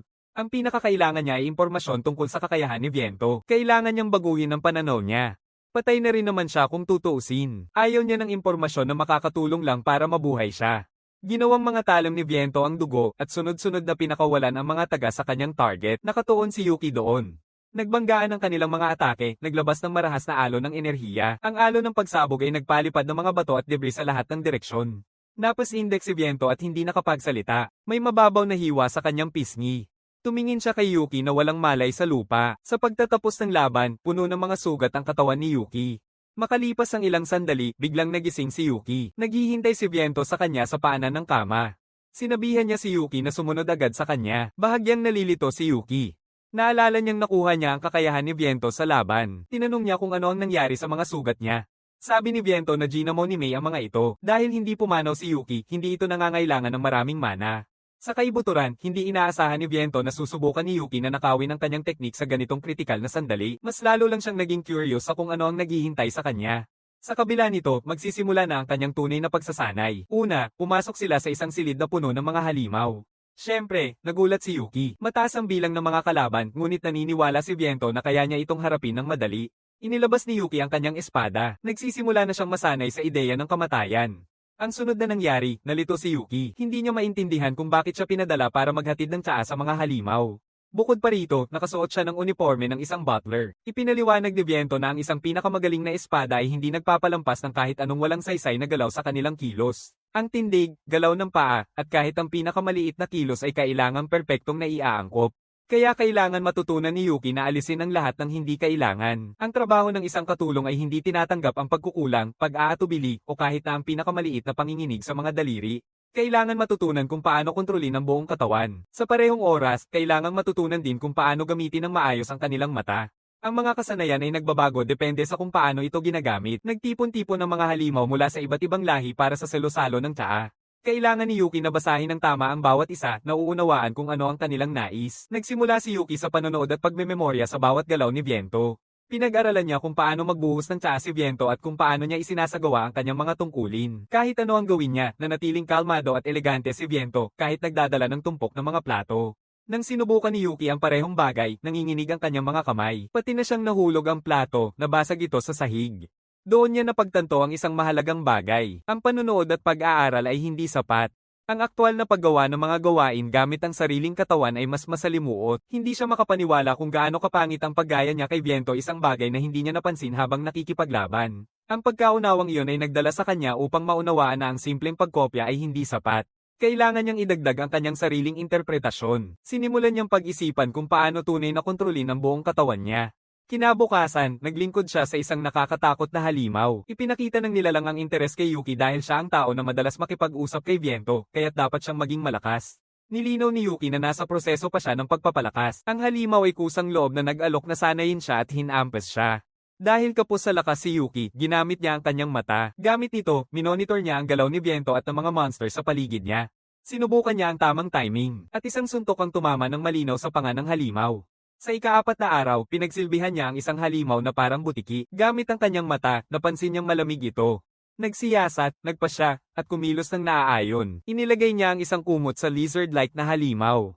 Agad itong naging paborito niya. Ang mga halimaw doon ay sobrang iba-iba, hindi katulad ng mga tao kailanman. Unti-unting naintindihan ni Yuki kung bakit pinili ni Viento ang ganitong uri ng pagsasanay. Sa ika-6 na araw, ang bisita niya ay isang maliit at cute na paniki. Gutom ito. Matapang na inihain ni Yuki ang tsaa, ngunit napagtanto niyang dugo niya ang gusto nito. Ang kakayahan ng paniki ay sumipsip ng dugo, kaya nitong gawing pagkain ng dugo kapalit ng totoong pagkain. Sa ika-7 araw, ipinakita ni Yuki kay Viento ang kanyang galing sa paghahain ng tsaa. Tinanong niya kung kumusta ang kanyang ginawa. Nagbawas si Viento ng puntos para sa lasa at pananalita, pero pasado ang asal niya. Ilang araw na ring walang ginawa si Yuki kundi makipaglaban at dumalo sa mga tea party, at sa hindi malamang dahilan, kinaya niya ang lahat. Sa huli, may isang bagay na sa wakas ay pumasok sa kanyang isipan, ngunit pinuna ni Viento. Sabi niya, nasa huling yugto pa lang si Yuki. Yung yugto na yon ay isang laban sa kanya. Inilabas ni Viento ang Blood Petal Blade. Agad hinugot ni Yuki ang kanyang espada. Humanga si Viento. Ngayon, kaya nang paganahin ni Yuki ang kanyang mata sa isang iglap. Dati niyang nagaya ang kakayahan ng hindi namamalayan, ngunit hindi na sapat ang panggagaya ngayon. Kung hindi niya mapapasakan niya ang kakayahan, mamamatay siya. Alam na ni Yuki iyon kahit walang magsabi. Ang kamatayan ay likas na kahihinatnan. Inactivate niya ang kanyang mata at lumitaw ang paglalarawan ng Blood Petal Blade. Ang kasanayan ay binago ang nakaperming dugo sa mga tibak, naglalabas ng paulit-ulit na pagpatama sa target.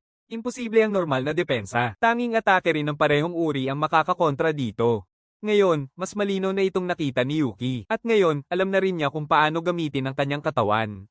Inactivate niya ang parehong kasanayan, Blood Petal Blade, at nagbanggaan ng kanilang mga espada. Ngunit sa kanyang gulat, bumagsak ang espada ni Yuki. Isang hiwa ang bumukas sa kanyang tiyan at dugo ang palm attack. Nabigo si Viento. Nagtataka siya kung kulang na isang hakbang si Yuki para bumagsak. Nakapondo ang dugo sa sahig. Nakaramdam si Yuki ng pagsisisi. Hindi pa rin niya naliligtas si Elvina. Pinayuhan niya si Viento na huwag siyang limitahan. Kung hindi, magkakaproblema sila. Ginamit niya ang dugong nasa sahig at pinaga niya ang sarili niyang bersyon ng Blood Petal Blade. Pinapalitan nito ang nakolektang dugo sa napakaraming pinong talem, naglalabas ng bagyo ng pagputol. Hindi posible ang normal na depensa. Tanging isang atake ng parehong uri lamang ang makakakansela nito. Napahinto si Viento sa gulat. Muling binuo ni Yuki ang kakayahan. Hindi siya sumuko kahit nabigo siya noong una. Sa halip, pinili niyang manalo sa pamamagitan ng dami, pinaulanan niya si Viento ng mga espadang hinubog sa dugo. Pagkatapos, umatake siya gamit ang kanyang tibak. Hinarang ito ni Viento. Totoong humanga siya. Tinanong ni Yuki ang kanyang opinyon. Sinabi ni Viento na hindi magagamit ni Yuki ang kasanayang iyon ng sunod-sunod ng mabilis. Nanghina si Yuki. Naabot na niya ang kanyang hangganan. Nasalo siya ni Viento bago siya bumagsak.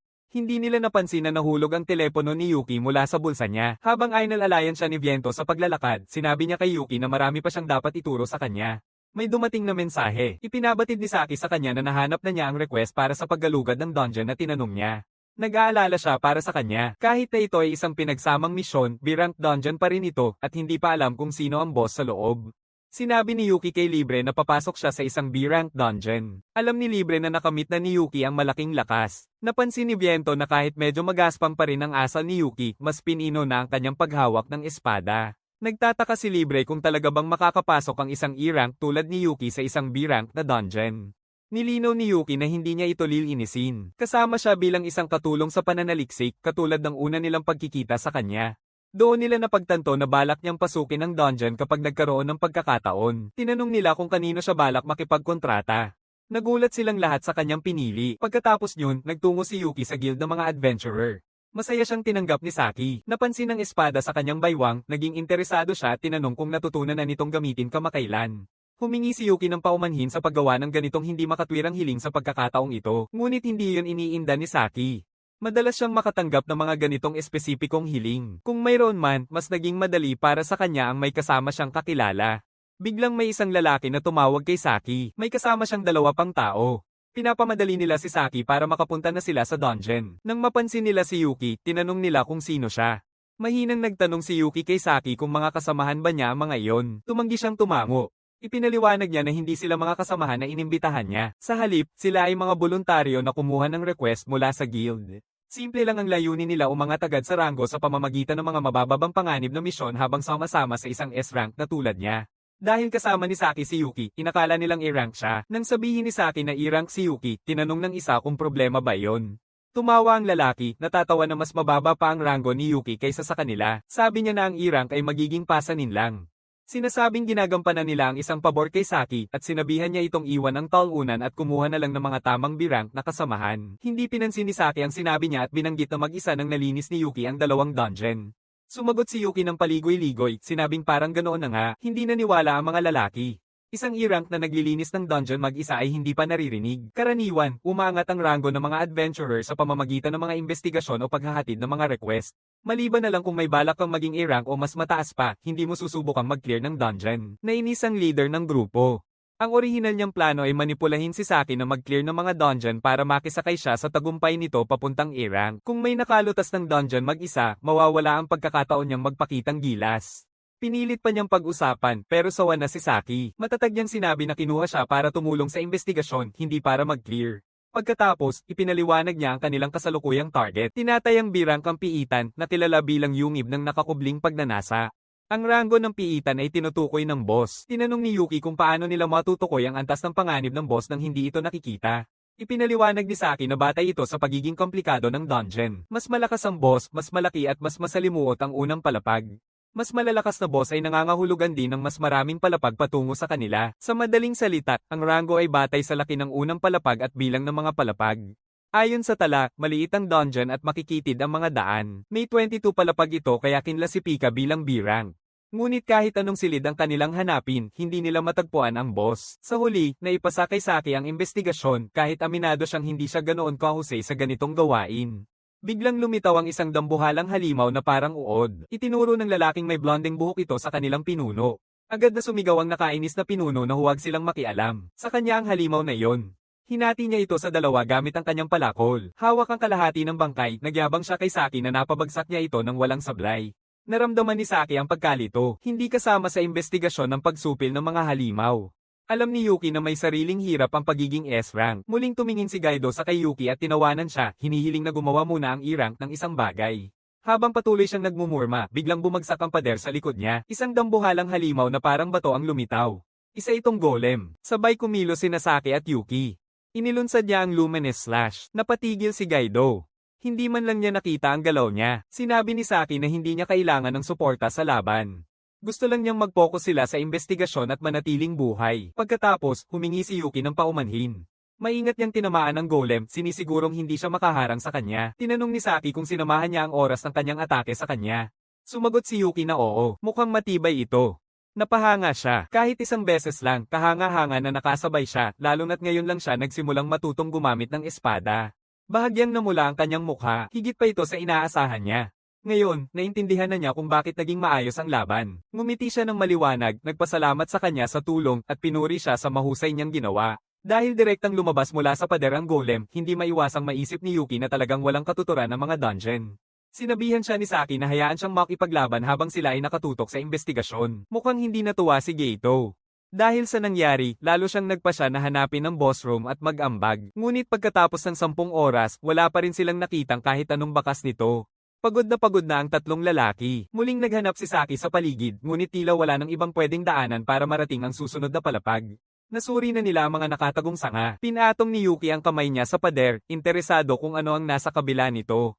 Tinawanan siya ni Geito, pinapaliwanag tungkol sa mekanismo ng dungeon. Isang dungeon ay isang nakahiwalay na mahiwagang dimensyon, paliwanag niya.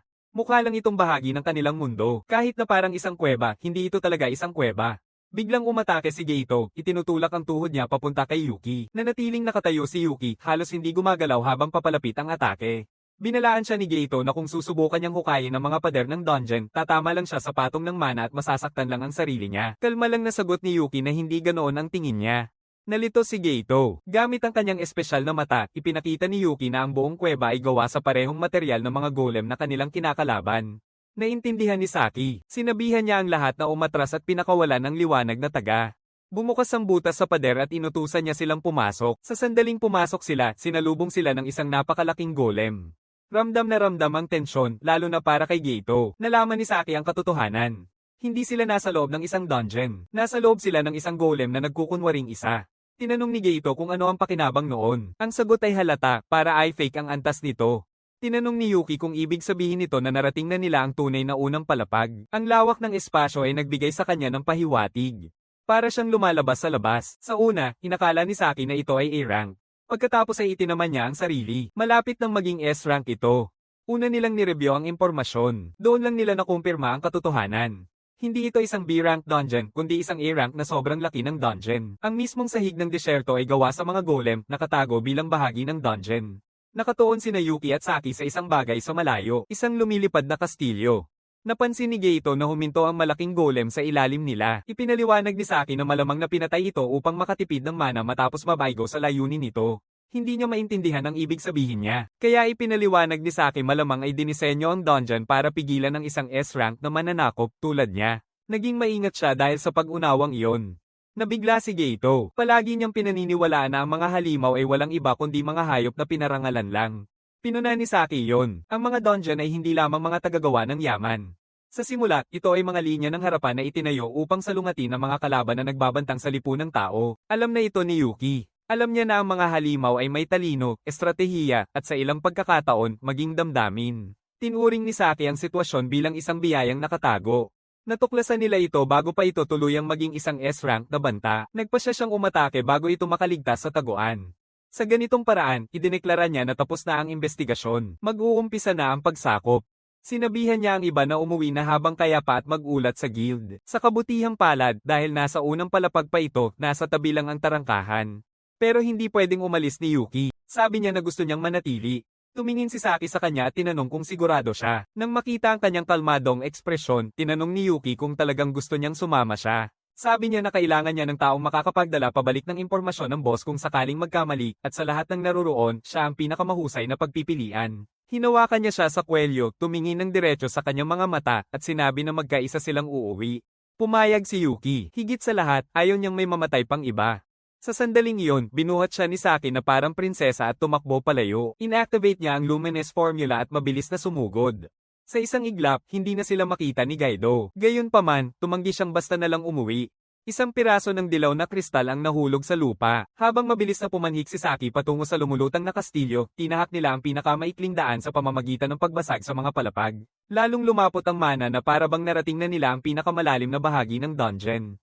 Biglang may umalingaw-ngaw na tinig. Nagpahayag ito ng pagkabigla na may mga tao palang nakarating dito ng mag-isa. Isang pulang, kristal na nilalang ang umikot sa ere, kumikislap ng matindi. Ang matalim, parang hiyas sa katawan nito ay umiikot habang bumababa. Nakilala nila ang boss ng dungeon, isang jewel golem, si Carrot. Nais niyang maging ang pinakamagandang demonyong Panginoon ng walang kahirap-hirap. Napagtanto ni Saki na lihim na nag-iipon si Carrot ng mana para sa layuning iyon. Pinatunayan niya ang kanyang hinala. Unti-unting pinapaganda ni Carrot ang kanyang kagandahan. Bigla ang pinaganya ni Carrot ang Carrot Critical Cutter at tinarget si Yuki. Kasabay nito, pinaganya ni Yuki ang Demon Eye of Truth na iwasan niya ang mabilis at sunod-sunod na mga atake niya. Dahil doon, humanga si Carrot. Karaniwan, matatapos na sana ang laban doon. Mabilis na mabilis ang kanyang mga galaw. Isang tama lang ay maaaring ikamete niya. Pero kung ikukumpara kay Viento, parang hindi siya gumagalaw. Hindi natatakot si Yuki. Sinagpang niya ang kanyang mga atake gamit ang kanyang espada. Kinutya siya ni Carrot, sinabing wala rin namang silbi yun. Mas matibay pa ang katawan niya kaysa sa mga golem na nakalaban nila kanina. Alam na ni Yuki yon. Hindi niya layunin na saktan siya. Ang layunin niya ay lumikha ng pagkakataon. At sa sandaling iyon, pinakawalan ni Saki ang luminous slash. Napatras si Carrot sa gulat. Nakasagasa sila sa kanya. Inamin ni Saki na matibay si Carrot pero hindi siya hindi nababasag. Pinatalsik niya ito sa pader. Hindi maiwasang maisip ni Yuki kung gaano talaga kalabis ang mga S-rank na kakayahan.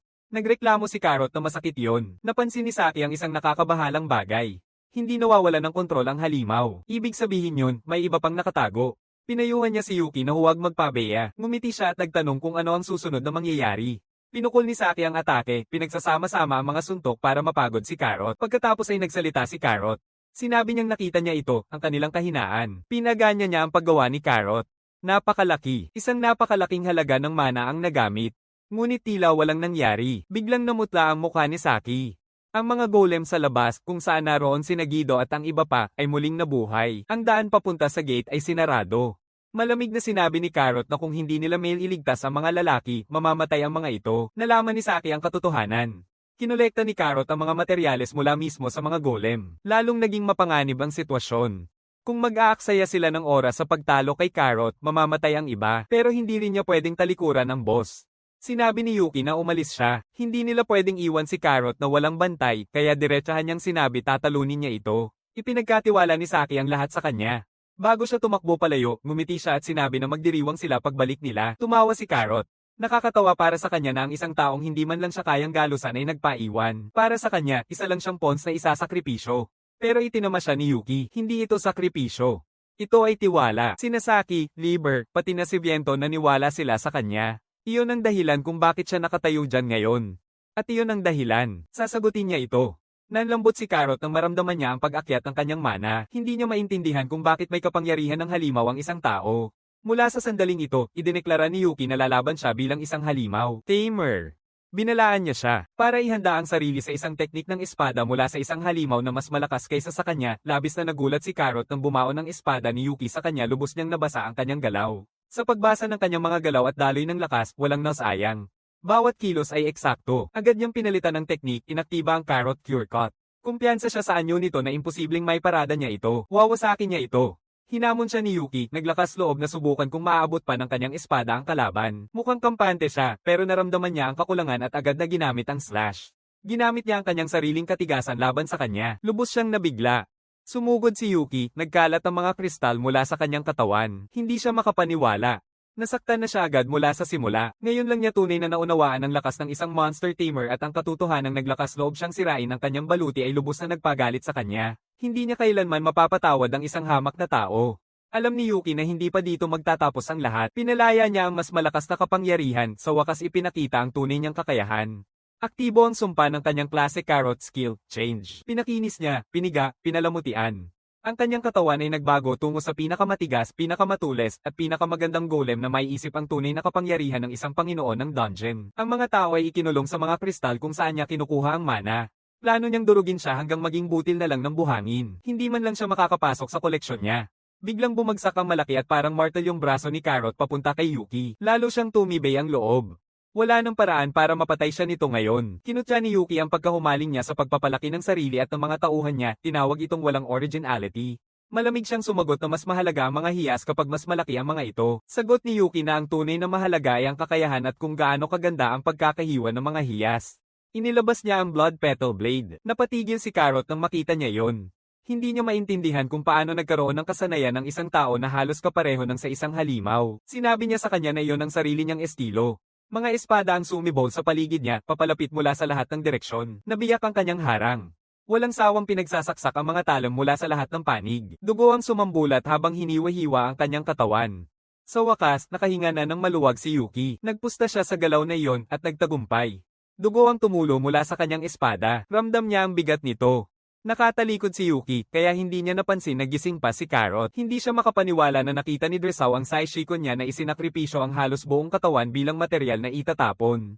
Napakalakas ng kakayahan, ngunit napakalaki ng kabayaran. Nagpasimuno siya ng lihim na atake, ngunit agad itong naitaboy ni Yuki. Muli siyang binalaan. Nakikita niya ang galaw niya, pero napansin niya ang isang mahalagang bagay. Malapit na siyang umabot sa hangganan.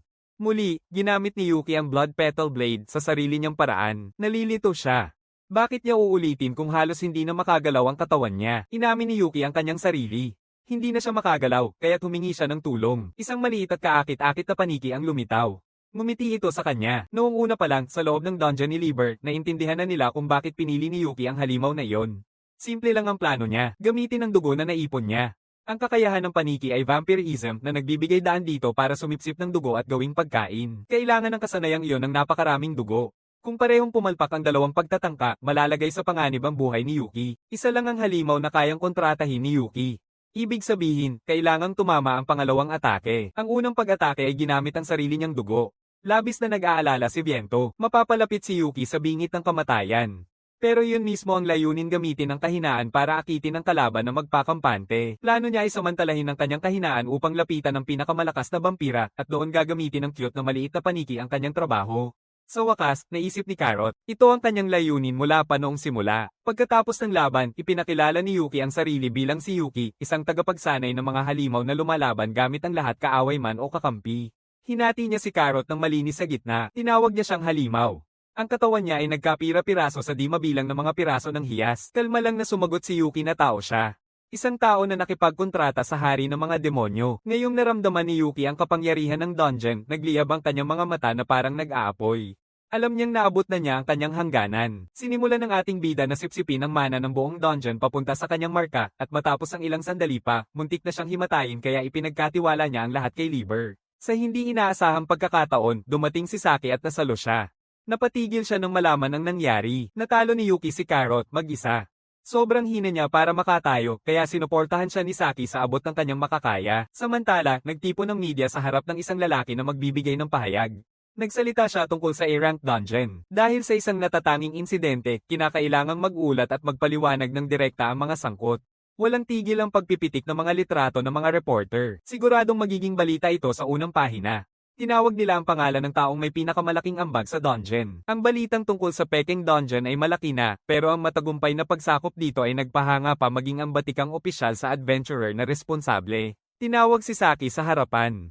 Nagliyab ang crowd nang makita siya, tulad ng inaasahan sa puting kidlat. Hinahangaan siya ng mga tao. May isang reporter na nagtanong tungkol sa mga panganib ng pagguho ng dungeon, at may isa pang nagtanong kung may lumitaw bang matalinong halimaw. Sinabihan niya silang tumahimik bago mahinahong ipinaliwanag ang buod ng pagsakop. Sa loob-loob niya, pakiramdam niya ay napakalaking abala nito, pero ipinasa ni Yuki sa kanya ang gawain. Pagkatanggap pa lang ni Yuki ng dokumentong naglalaman ng ulat, agad niya itong ibinigay sa kanya at nawala na lang bigla. Iminungkahi niyang manatili muna ito hanggang matapos ang gamutan, pero wala na siya. Napaisip tuloy siya kung anong klaseng mahalagang bagay ang kailangan nitong asikasuhin. Samantala, dumiretso si Yuki sa dungeon ni Liber, at pagdating niya, agad niyang tinanong kung kumusta na ang pagbuhay muli. Si Mai ay naglalabas ng nakakatakot na lakas habang sinasagot na tapos na niya ang huling yugto. Agad na sinabi ni Viento kay Yuki na tumigil na siya sa panonood. Ang mana pa lang ay kayang sunugin ang kanyang mga mata. Alam ni Yuki ito. Nakatayo lang siya roon, naramdaman niya ang napakalakas na presyon na bumabalot sa kanya. Tinawag ni Mai si Elvina at sinabing tapos na ang oras ng pahinga. Pinayuhan niya siya na hindi niya kailanman mapapatawad ang pananatili sa kabilang buhay magpakailanman. Habang pinasimulan niya ang pag-aproba sa kabilang buhay, nagsimulang gumalaw ang mga kadena ng mana na nakapaligid sa kanila. Pagkatapos noon, iminulat ni Elvina ang kanyang mga mata. Sa wakas ay nakahinga ng maluwag si Yuki nang makita niya itong nakatayo. Tinanong niya kung bakit mukhang luwag na luwag ito, at doon niya napagtanto na siguro nga'y namatay siya. Sinabi ni Yuki ang totoo, bumalik siyang buhay. Alam na niya na dahil iyon sa muling pagkabuhay ng pangunahing katulong, ngunit naniniwala siyang walang kabuluhan ang kanyang kamatayan, kaya't nagulat siya sa resulta. Napabuntong hininga si Yuki at sinabi kung gaano siya kasaya na buhay pa rin ito. Dahil sinabi niya yon sa isang zombie, tinanong nito kung iyon ba ay biro tungkol sa mga undead. Agad siyang sumigaw na hindi iyon.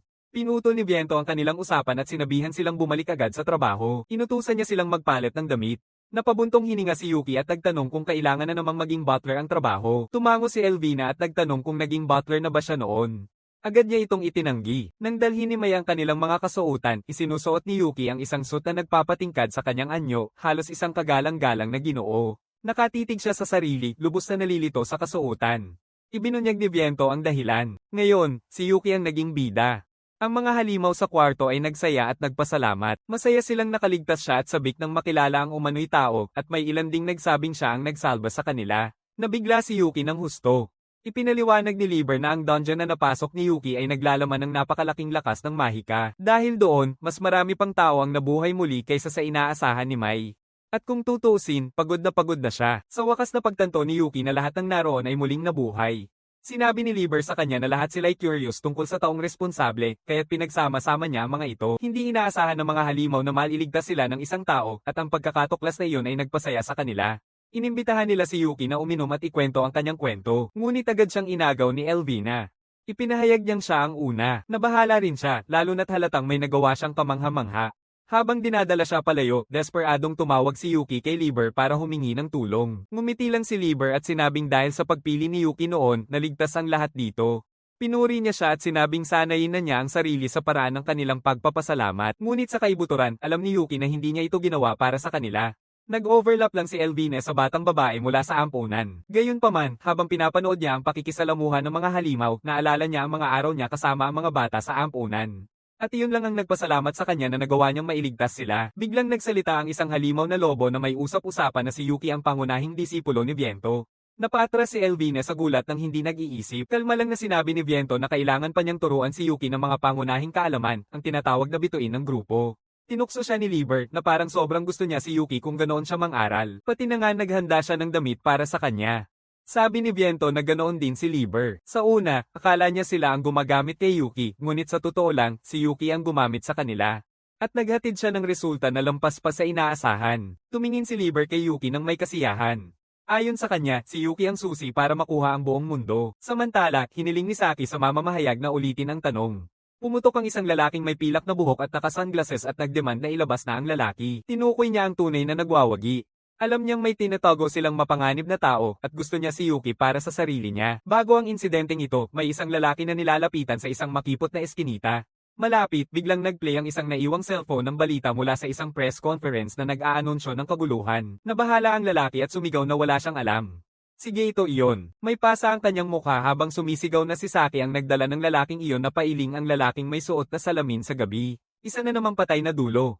Nagrereklamo siya na sobrang dami na ng mga mababang ranggo at nakakasuka na ito. Biglang naalala ni Geito ang pangalan ni Yuki at nasabi niya ito nang hindi sinasadya. Saglit na natigilan ng lalaking may suot na salamin. Naalala niyang may nakita siyang poster tungkol kay Yuki. Inisip ni Geito na sapat na iyon para iligtas siya. Wala na siyang kinalaman dito. Pero para sa lalaki, delikado ang madaldal. Sinabi niya kay Geito na sisihin ang kanyang bibig, inactivate ang kanyang kakayahan, at pinatahimik siya. Kinabukasan, naglakad si Yuki sa lungsod hawak ang mga bulaklak. Matagal na rin nang huli siyang mapaligid lamang ng mga tao. Nagpapahinga siya mula sa pagsasanay at pagsalakay sa dungeon. Ngayong araw, napagpasyahan niyang huwag isipin ang lahat ng iyon.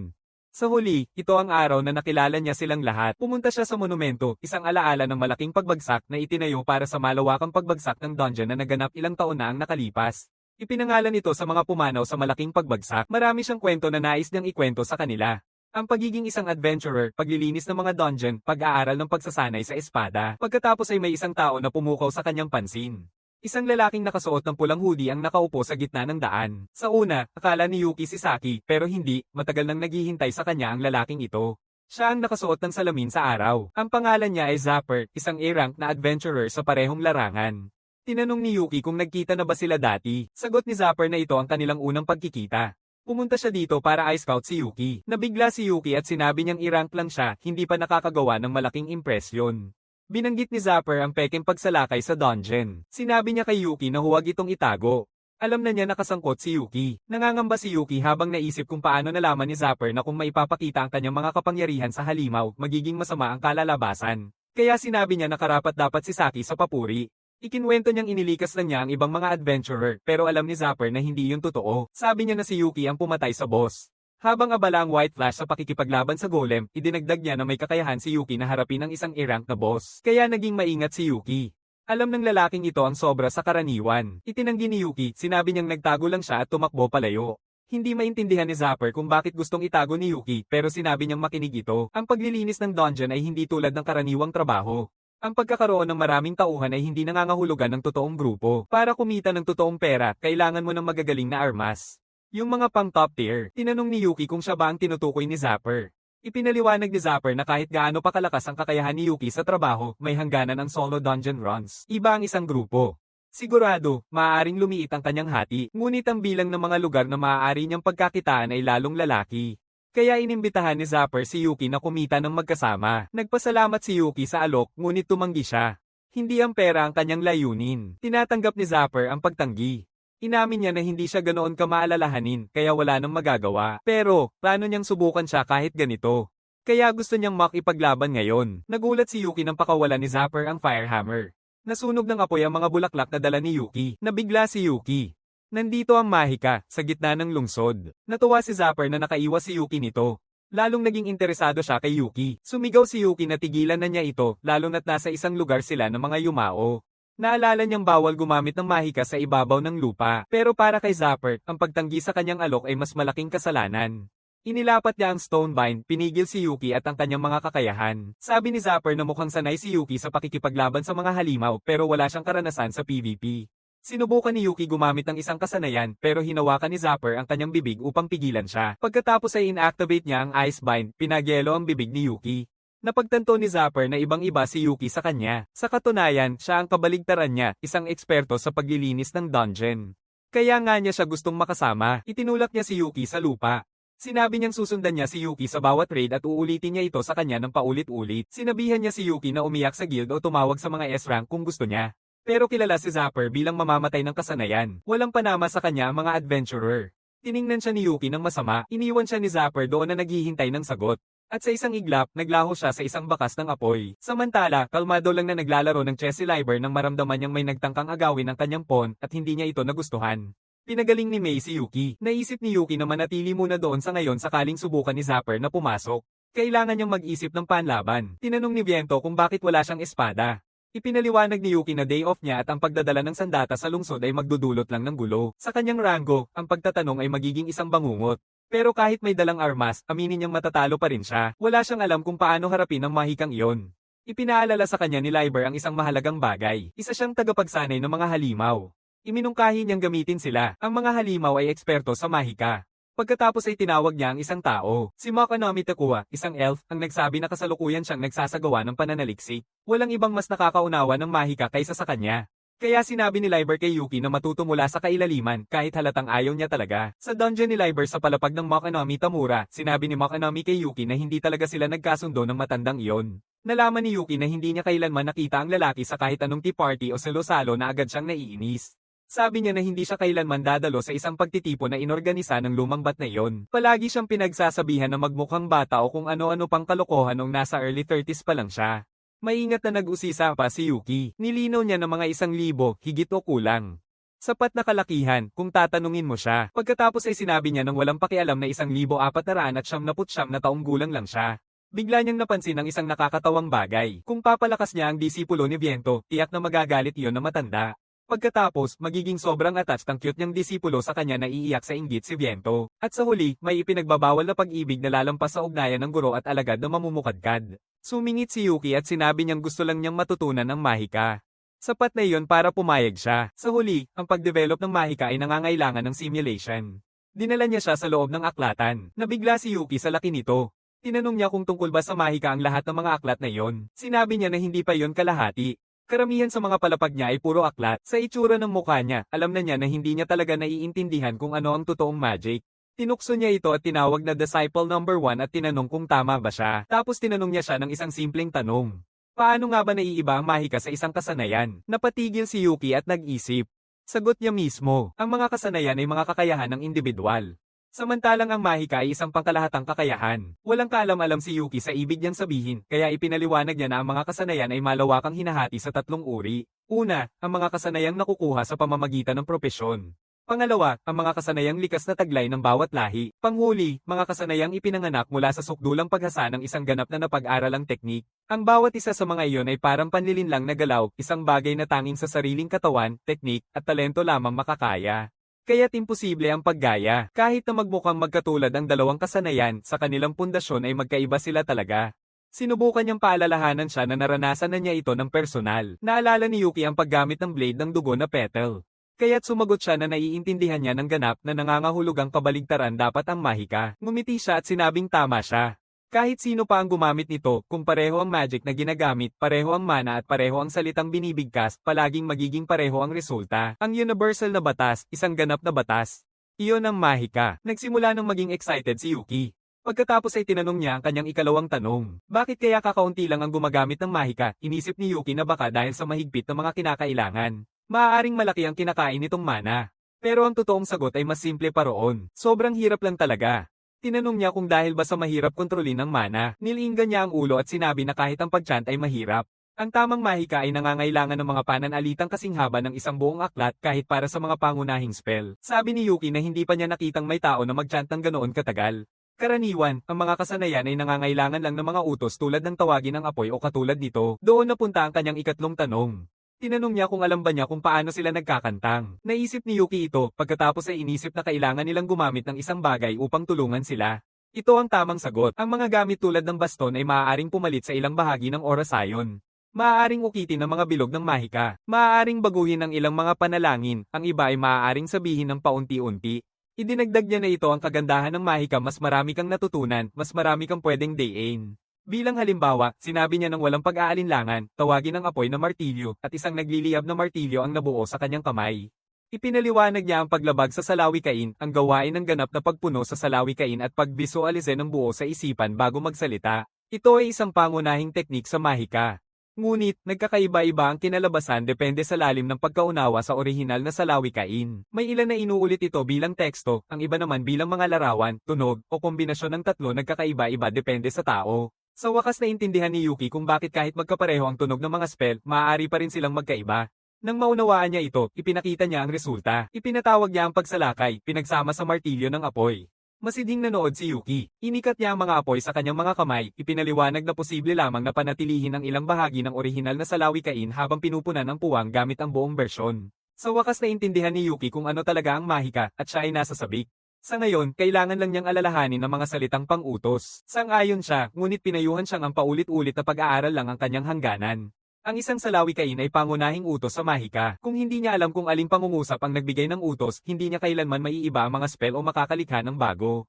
Napagtanto ni Yuki na para itong pag-aaral ng isang bagong wika at hindi pa siya magaling sa Ingles. Ngumiti siya at pinaalalahanan siya na ang mga tao ay walang gaanong oras tulad niya, kaya dapat siyang magpasalamat. Pagkatapos, pinaganya niya ang kanyang mahika at tinawag ang nakatira sa library. Tanging nakatitig lang si Yuki. Biglang nagbago ang paligid sa paligid niya. Ipinaliwanag niya na ang mahika ay nagbibigay daan upang maranasan ng direkta ang nilalaman ng isang aklat. Nasa loob na sila ngayon ng mundo ng mahika ng apoy na kahit isang slime ay maiintindihan, isang librong siya mismo ang nagsulat. Kung malampasan ni Yuki ang virtual dungeon na ito, makukuha niya ng buo ang lahat ng nilalaman nito. Nagustuhan ni Yuki ang ideyang iyon, at ito ay pinalakas ang kanyang mga lakas. Doon niya ibinaba ang isang tambak pang mga libro sa kanya. Sinabihan niya siyang basahin ang lahat ng pangunahing katangian at ang kanilang mga pangunahing pagbabago. Nag-alinlangan si Yuki at nagtanong kung ang ibig niyang sabihin ay malinis lahat ng ito. Ngumiti siya at sinabing, syempre, sabay hamon na huwag niyang sabihing imposible iyon. Isang dambuhalang ahas ang biglang sumugod kay Yuki. Ngumiti siya ng may kumpiyansa at hiniwa ito sa ilang piraso. Nang makita ang reaksyon niya, nagliwanag ang mga mata ni Makanami. Matapang na sinabi ni Yuki na matatapos niya ang lahat agad-agad. 3 araw ang lumipas sa loob ng palapag ng Makanami Tekura sa piitan ni Liber, 2 buhawi ang umiikot sa magkabilang gilid habang isang agila ang sumugod. Dumaan ito sa hangin ng buong bilis na may matalim na sigaw. Nagpumilit si Yuki na magbigkas ng isang dasal upang makialam sa katangian ng hangin. Sobrang marahas ng paligid. Naitulak siya palayo pero nagpapatuloy pa rin siyang manalangin na nakanganga ang ngipin. Pagkatapos, nagcast si Makanami ng air catch at isang dambuhalang kamay ng pinagsiksik na hangin ang sumalo sa kanya bago siya bumagsak sa lupa. Maingat na sinabi ni Makanami na talagang walang talento si Disciple number 1. Habang nakahiga sa lupa, inamin ni Yuki na ngayon lang niya naintindihan kung bakit hindi nagkakanta ng spells ang mga adventurer sa labanan sa totoong laban, masyadong malaki ang pagkakataon na mabisto. Sabi niya sa kanya na ang mahika ay hindi talaga nilikha para sa laban. Ito ay para linlangin ang mundo at baguhin ito ayon sa nais ng gumamit. Isa-isang binanggit ni Yuki ang mga elemento. Apoy, lupa, tubig, yelo, kidlat. Dapat sana'y makapangyarihan ng bawat spell. Nagcast siya ng stone arrow. Ang projectile ay lumipad palabas pero walang silbi ang pagkakatamba nito. Napatitig siya ng malaki habang nagrereklamo kung gaano ito katawa-tawa. Napagtanto niya na ang paglabag sa pagbibigay babala ay nawawala ng sobra sa lakas. Gaya ng sinabi ni Makanami, kapag may mga hakbang na nilaktawan, ang mga individual na pagkakaiba ay nagiging napakasakit na halata. Ang panalangin ay isang utos na pangungusap na muling nagsusulat ng mundo sa pamamagitan ng mana. Kapag may mga bahagi na tinanggal, nagiging malabo mismo ang utos. Napansin niya ang kanyang pinakamalaking kahinaan. Napakahina niya sa pagpuno ng mga puwang gamit ang imahinasyon. Kahit anong elemento pa, kapag ginamit niya ang incantation bridge, halos wala ng epekto, at kung magdadagdag pa siya ng panibagong pag-chant para maibalik ang lakas, hindi niya kailanman makakaya si Zapper. Hindi siya makakatugon ng sapat sa mahika ni Zapper, samantalang palagi namang makakabawi si Zapper gamit ang mahikang may kalamangan sa elemento. Sinabi niya na palagi niyang haharapin ang ganitong sitwasyon. Halimbawa, hindi kayang lampasan ng lupa ang hangin at hindi pa niya natutunan ang lahat ng mga katangian. Gayunpaman, binigyan siya nito ng pag-asa.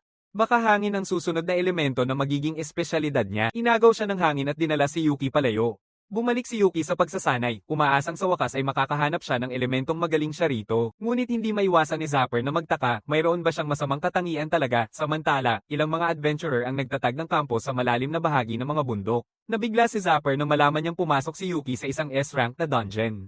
Isang tauhan niya ang nag-ulat na siniyasat nila lahat, ngunit napagtanto nilang pumasok si Yuki diretso sa dungeon na iyon. Naalala ni Zapper ng malinaw, yung nagpilit kahit dalawang S-rank na grupo na umatras.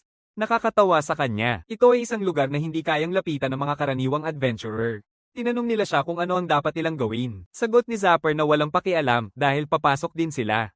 Nababahala ang lalaki at tumanggi. Hindi pa nila natapos linisin ang mga halimaw. Mas mahalaga, delikado ito. Sumang-ayon si Zapper.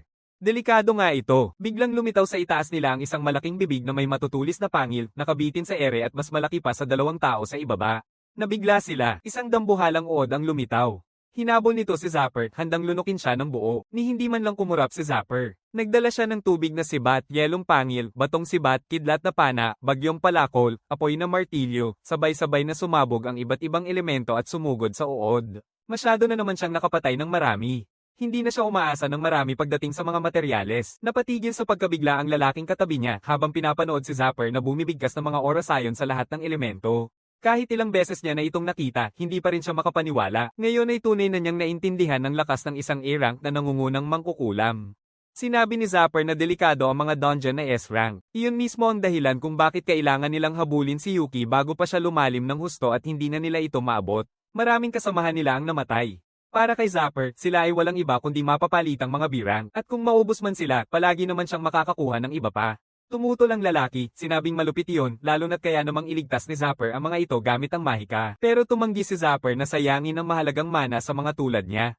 Pinapakpak niya ang paa at idineklara na kung gagamitin man niya ang mana, ito ay para hulihin si Yuki, ang espesyal. Samantala, tinawag ni Mach Enomi si Alagad bilang una na may walang interes na ekspresyon. Nakahandusay si Yuki sa lupa, parang iniwan na siya ng kanyang kaluluwa. Sabi niya ng diretso na wala siyang talento para maging espesyal. Akala niya ang mahika ay para sa lahat pero sa huli, hindi niya magawang makapagpasok ng incantation kahit isang beses. Ito ang unang beses na nakakita siya ng taong pumalpak ng ganito kalala kahit pa may bahagyang pagbigkas. Kung wala ng pag-asa sa mga pangunahing katangian, lalo nang walang saysay ang mga menor, parang insekto lang. Nakuha ni Yuki ang kaalaman, ngunit hindi niya inasahan na ganito kababa ang kanyang talento. Ang magagawa na lang niya ngayon ay gamitin ang meron siya. Sabi niya huwag niyang ipakita na naiintindihan niya ang mahika. Sinubukan ni Yuki na magsalita, doon niya ibinunyag ang katotohanan. Hindi pa nga niya nararating ang unang yugto ng kanyang pagsasanay, hindi pa sila nagsisimula magpainit. Masaya niyang idineklara na may magic kaya kahit sino ay pwedeng baguhin ang mundo, labanan ng hindi pagkakaunawaan, kawalan ng katarungan, kahit ang karaniwang katwiran mismo. Kaya hindi niya papayagan ng mga salitang tulad ng pagsasakripisyo o pagsuko. Tinanong ni Yuki kung paano niya gagawin iyon. Sabi niya madali lang iyon. Nakita na niya siyang gumawa ng katulad noon laban sa matandang iyon. Ang kailangan lang niyang gawin ay lumikha ng isang bagong mahika na siya lang ang makakagamit. Iminungkahi ni Mach Enomi na ilapat ni Yuki ang teoryang iyon ng direkta sa mahika. Ang natutunan niya hanggang ngayon ay higit pa sa sapat. Sa kasalukuyang antas niya, kaya na niyang turuan ang mga baguhan. Nabigla si Yuki sa kanyang naisip. Kahit na hindi siya magaling sa paggamit ng mga umiiral ng spell, maaari niyang likhain ang sarili niyang spell na magaling siya. Iyon ang ibig sabihin ni Mach Enomi. Sa halip na umasa sa mahahabang salitang banggit, direktang gagamitin niya ang mana sa pamamagitan ng emosyon upang baguhin ang mundo, at magdadagdag na lang ng salitang banggit kung kinakailangan. Para sa magic sa laban, ang pagsasanay ang lahat. Mula ngayon, magpa-practice siya sa ilalim niya mismo. Habang nagsasalita siya, bigla niyang pinaliko ang ulo, dahilan upang tanungin ni Yuki kung ano ang nangyayari. Inilabas niya ang aqua vision at nakita si Zapper na nagpapalabas ang alo ng apoy sa unang palapag ng dungeon. Hinahanap ni Zapper si Yuki. Upang mapalawak ang paghahanap, pinaganya niya ang hangin na paghahanap. Ipinakita ni Mach Enomi kay Yuki ang eksena sa pamamagitan ng isang nakalutang na water sphere. Nagulat si Yuki. Nandito na si Zapper. Parang sinundan siya ni Zapper. Para kay Mach Enomi, ito ang perpektong pagkakataon. Nais niyang harapin ni Yuki siya gamit lamang ang mahika, walang pagtawag ng mga nilalang. Sa ganitong paraan, pinaganya niya ang Shrine Drive. Ito ang parehong spell na nag-teleport kay Yuki at sa kanyang grupo noong unang pumasok sila sa dungeon. Ngayon naiintindihan niya. Ito ay mahika ng teleportasyon. Nagtaka si Yuki kung pinili ni Liber ang palapag ng Mach Enomi Tekura dahil alam niyang kaya niyang kontrolin ang ganitong bagay. Napadpad si Zapper sa parehong lugar. Nang makita ni Zapper si Yuki, inakala niyang tinatago ni Yuki ang kanyang tunay na lakas. Hiningi niya ang sagot. Nabigla si Yuki. Agad na umatake si Zapper gamit ang Aqua Javelin. Umikot si Yuki at binuksan ang kanyang espada. Sabi ni Zapper, hindi na kailangan ng paliwanag. Nakikita na niya ang katotohanan sa galit na mukha ni Yuki. Sinubukan niyang hulihin si Yuki gamit ang Stone Jail. Binayo ni Yuki ang bato ng diretso. Pamuna si Zapper na may potensyal si Yuki bilang isang mandirigma. Napansin din niya na hindi kumurap si Yuki nang lumitaw ang spell. Pero pinaganya ni Zapper ang Mudbind. Nagulat si Yuki. Hindi na niya pinadaan sa proseso ng paggawa ng putik sa pamamagitan ng pagsasama ng tubig at lupa si Zapper. Mas mabilis ito kaysa sa pagbigkas ng salita. Sinimula ni Yuki ang kanyang sariling pangungusap. Tumawa si Zapper. Walang silbi ang pagsubok na pigilan ng kanyang mahika. Mas mabilis siya. Ibinunyag niya ang Windhammer. Tinanggap ni Yuki ang tama ng diretso. Napagtanto ni Zapper na umaasa pa rin si Yuki sa mga salitang mahika, ngunit hindi pa niya kaya ang mga kasanayan sa mahika. Alam ni Yuki na hindi niya kayang manalo sa laban ng mga oras ayon kaya nagpasya siyang lumikha ng bagong spell. Mula sa mga mata ni Yuki lang, kitang-kita ni Zapper na may binabalak siya. Ang mahika ay isang himala. Ito ang gawa ng muling pagsusulat ng mundo kapag ang mana ay tumutugon sa kagustuhan ng isang tao. Kaya may ganito, kaya may pagbigkas at paliwanag. Kapag ganap na naintindihan ng isang tagapagpaliwanag ang prinsipyo, maaari nilang alisin ang basura, at sa huli, ang pagbigkas mismo. Naramdaman ni Yuki ang mga alarma na tumutunog. Habang nilalakad niya ang distansya, nakangiti siya ng nakakatakot, nalaman ni Zapper ng huli na. Nagpaplano si Yuki ng isang atake ng kidlat, napabagsak si Yuki. Ngayon ay malinaw na niyang naintindihan ang isang bagay. May mga uri ng mahika na hindi siya magaling, dahil kailanman ay hindi sumagot ang mga himala sa kanya. Kahit gaano pa siya manalangin, lahat ay naglaho, walang isang bumalik. Isang napakalakas na puwersa ang bumulusok sa kanya, binabago ang hangin. Naghanda si Yuki habang diretso sa kanya ang kalaban. Sumabog ang atake, nabali ang mga holidging bato, nagkalat ang mga debris sa paligid. Sigurado si Zapper na natapos na niya ang laban, lalong lumiit ang mga mata niya.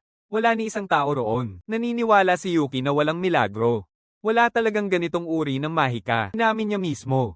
Hindi niya talaga maintindihan ang mahika. Bigla niyang narinig si McAnemy na tinatawag ang kanyang pangalan. Litong-lito siya at nagtanong kung saan nanggagaling ang boses nito. Sinabi niya ng diretso, ito ay mahika, ang mahika niya. Sabi ni Yuki na nahihirapan siya, nag-alok siya ng payo. Sinabi niya sa kanya na sa kaalaman, isa na siyang first class na mangkukulam. Ibig sabihin, kaya niyang baguhin ang kahit ano. Ang kulang sa kanya ay ang pagtukoy kung anong uri ng mahika ang nais niya. Ipinaliwanag niya na tuwing gumagamit siya ng mahika, simple lang ang kanyang iniisip. Hindi kaya magiging masaya kung ganitong uri ng mahika ay umiiral, kailangan niyang ilabas ang emosyon na iyon ng direkta sa mana. Alam ni Yuki ang kanyang damdamin at ang nararamdaman niya tungkol sa mahika ay galit. Nang tinanggap niya yon, sumabog ang haligi na kanyang tinataguan. Ang digmaan ay naging magulo sa mundong hindi patas na ito. Mas galit ka, mas lalakas ka. Muling natagpuan ni Zapper siya at napagtanto na hindi magpapatalo si Yuki. Hinarap niya ito ng diretso at iniabot ang kanyang kamay. Hindi siya gagamit ng mahikal na utos. Nagmukha si Zapper sa kanyang posisyon. Nagpasimula si Zapper ng isang bagyong apoy, kampante na walang mahihigitan na mahika ang kanyang lakas. Humaplos ang mga apoy sa braso ni Yuki. Akala ni Zapper nakuha na niya si Yuki. Ngunit nagsalita si Yuki. Ipinakita ni Yuki ang isang landas na ganap na kabaligtaran sa kanyang guro.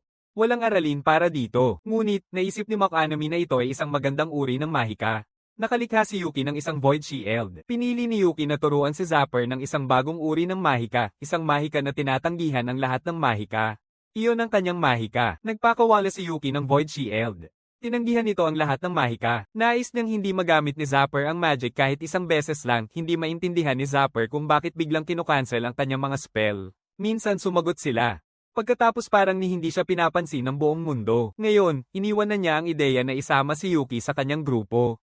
Wala na yun sa isip niya. Sa halip, nagpasya siyang patayin na lang ito doon mismo. Inilabas niya ang isang kidlat na sibat. Tinanggihan ni Yuki ito.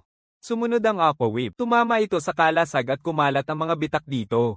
Agad itong napansin ni Yuki. Ang kanyang depensa ay malapit ng maubos. Samantala, napansin ni Zapper ang isang kakaibang bagay, nakakatakot nga kahit hindi nito pinipigilan ng kahit isang elemento. Pinawawalang saysay nito ang lahat ng katangian at naramdaman niya ito, isang nakakatakot na pakiramdam na nagpasigla sa kanya na ang mismong mahika ay nilalabag, na para bang ang kalooban na naglalayong gabayan ng mana ay tinatanggihan. Nanunood si McAnemy mula sa kanyang lumilipad na Wallace. Nakita niyang na-realize na ni Zapper ito, tahimik niyang tinanggap ito. Medyo magaling siya. Ang orihinal na mahika ay nagpapadala ng kalooban sa mana upang baguhin ang mundo. Ang Void ay kabaligtaran nito. Sa pamamagitan ng mana sa loob ng katawan, inutusan nito ang mana sa labas na huwag magbago. Kung kailangan niyang pangalanan ito, tatawagin niya itong katangian ng walang, isang mahika na likha lamang ni Disipulo numero 1 na nagmula sa kanyang puot sa mahika mismo. Alam ni Zapper na kung ang pagbabago sa mahika ay lalampas sa isang tiyak na antas, maaari niyang maputol ito sa pamamagitan lamang ng dami. Kaya't pinakawalan niya ang ilang elemento ng sabay-sabay. Sumang-ayon si Yuki. Kung magde-defend lang siya, imposibleng manalo. Kaya pinagsama-sama niya ito at nabuo ang isang Void Saber. At sa kanya ito tinaga ng diretso. Nabigla si Zapper. Pinagwasak ni Yuki ang mga pinakadelikadong bahagi lamang. Binura niya ang atake ng may minimal na paggamit. Ikinagmalaki ni Mach Enemy ang kanyang nararamdaman. Isang katangian lang ang kayang gamitin ni Yuki pero ang kanyang pangunawa ay pambihira. Bagamat hindi pa rin niya gusto ang espada ng matandang lalaki, kampante si Yuki na maaabot niya si Zapper gamit ang kakayahan niya. Nagmadaling nagtayo si Zapper ng pader ng yelo at hangin, ngunit winasak ni Yuki ang hangin. At para sa yelo, basta na lang niya itong pinutol. Nahirapan si Zapper. Halos hindi gumagana ang kanyang mahika at ang pisikal na suporta ay nakaharang ng espada. Tumawag siya ng alon ng apoy. Sa isang iglap, muling itinaas ni Yuki ang kanyang Void Shield upang ipagtanggol ang sarili. Nagsimula ng mag-alala si Zapper. Sa ganitong takbo, mauubos ang mana niya una, nang hinay siyang mag-isip ng matagal kung anong spell ang maaaring gumana, kung ano ang makakabasag sa depensa, at doon natuklasan ni Yuki ang isang butas. Pinalaya niya ang kanyang talon ng dugong talulot sa sarili niyang estilo. Nanlaki ang mga mata ni Zapper. Alam niyang hindi kakayanin ang depensa niya. Pinukol ni Yuki ang atake. Lumaban si Zapper at gumamit ng mahika ng hangin. Isang air hammer iyon, at sandaling natulala si Yuki. Hindi niya inaasahang i-cast ni Zapper ito sa sarili niya para lang makaiwas. Hindi na ito maiiwasan. Pinayagan ni Zapper na makalampas siya sa pagkakataong ito, ngunit pinayuhan niya na walang susunod pang beses. Sinabi niya na hahanapin niya ang paraan upang talunin ang mahikal na iyon. Pagkatapos ay tinawag niya si Windwing at lumipad palayo. Nagulat si Yuki sa kalmadong pag-urong niya, ngunit naintindihan niya, kung nanatili si Zapper, hindi siya mabubuhay bilang isang adventurer. Nagsigaw si Mach Enemy sa kanyang tainga, galit na pinakawalan siya nitong makalayo. Kung makalayo si Zapper, siguradong tatawanan siya nung matandang iyon. Na-imagine na niya ang mukha nitong mayabang. Inamin ni Yuki na may tinatago siyang galaw para sa mga emergency. Tumingin siya sa gapos sa kanyang kamay at nagtanong kung pwede na niya itong alisin. Pagkatapos, niyakap niya ang kanyang espada.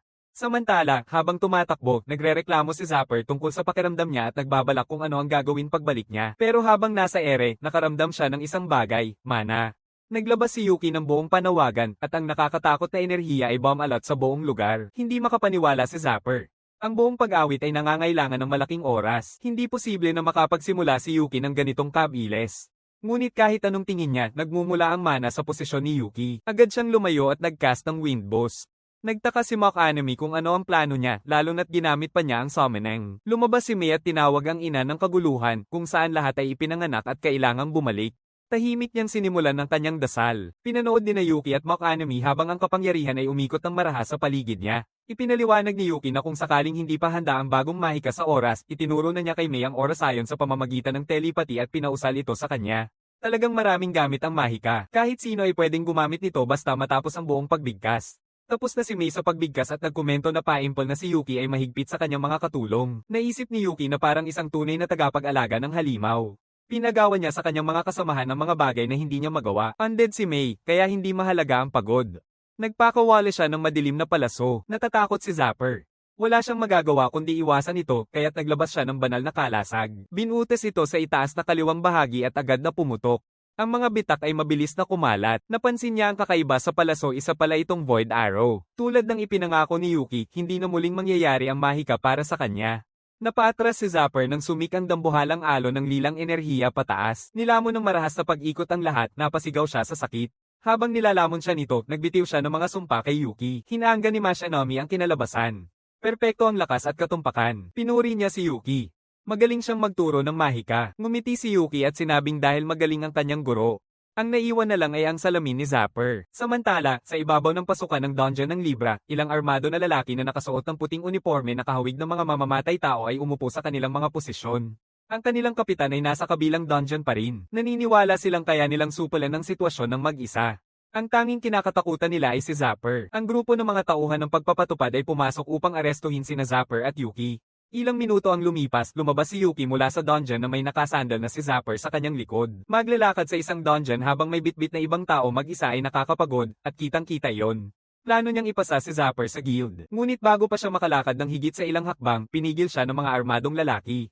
Itinutok nila ang kanilang mga armas sa kanya, malinaw na balak siyang arestuhin agad. Nang makita ang kanilang puting uniforme, agad na nakilala ni Yuki sila.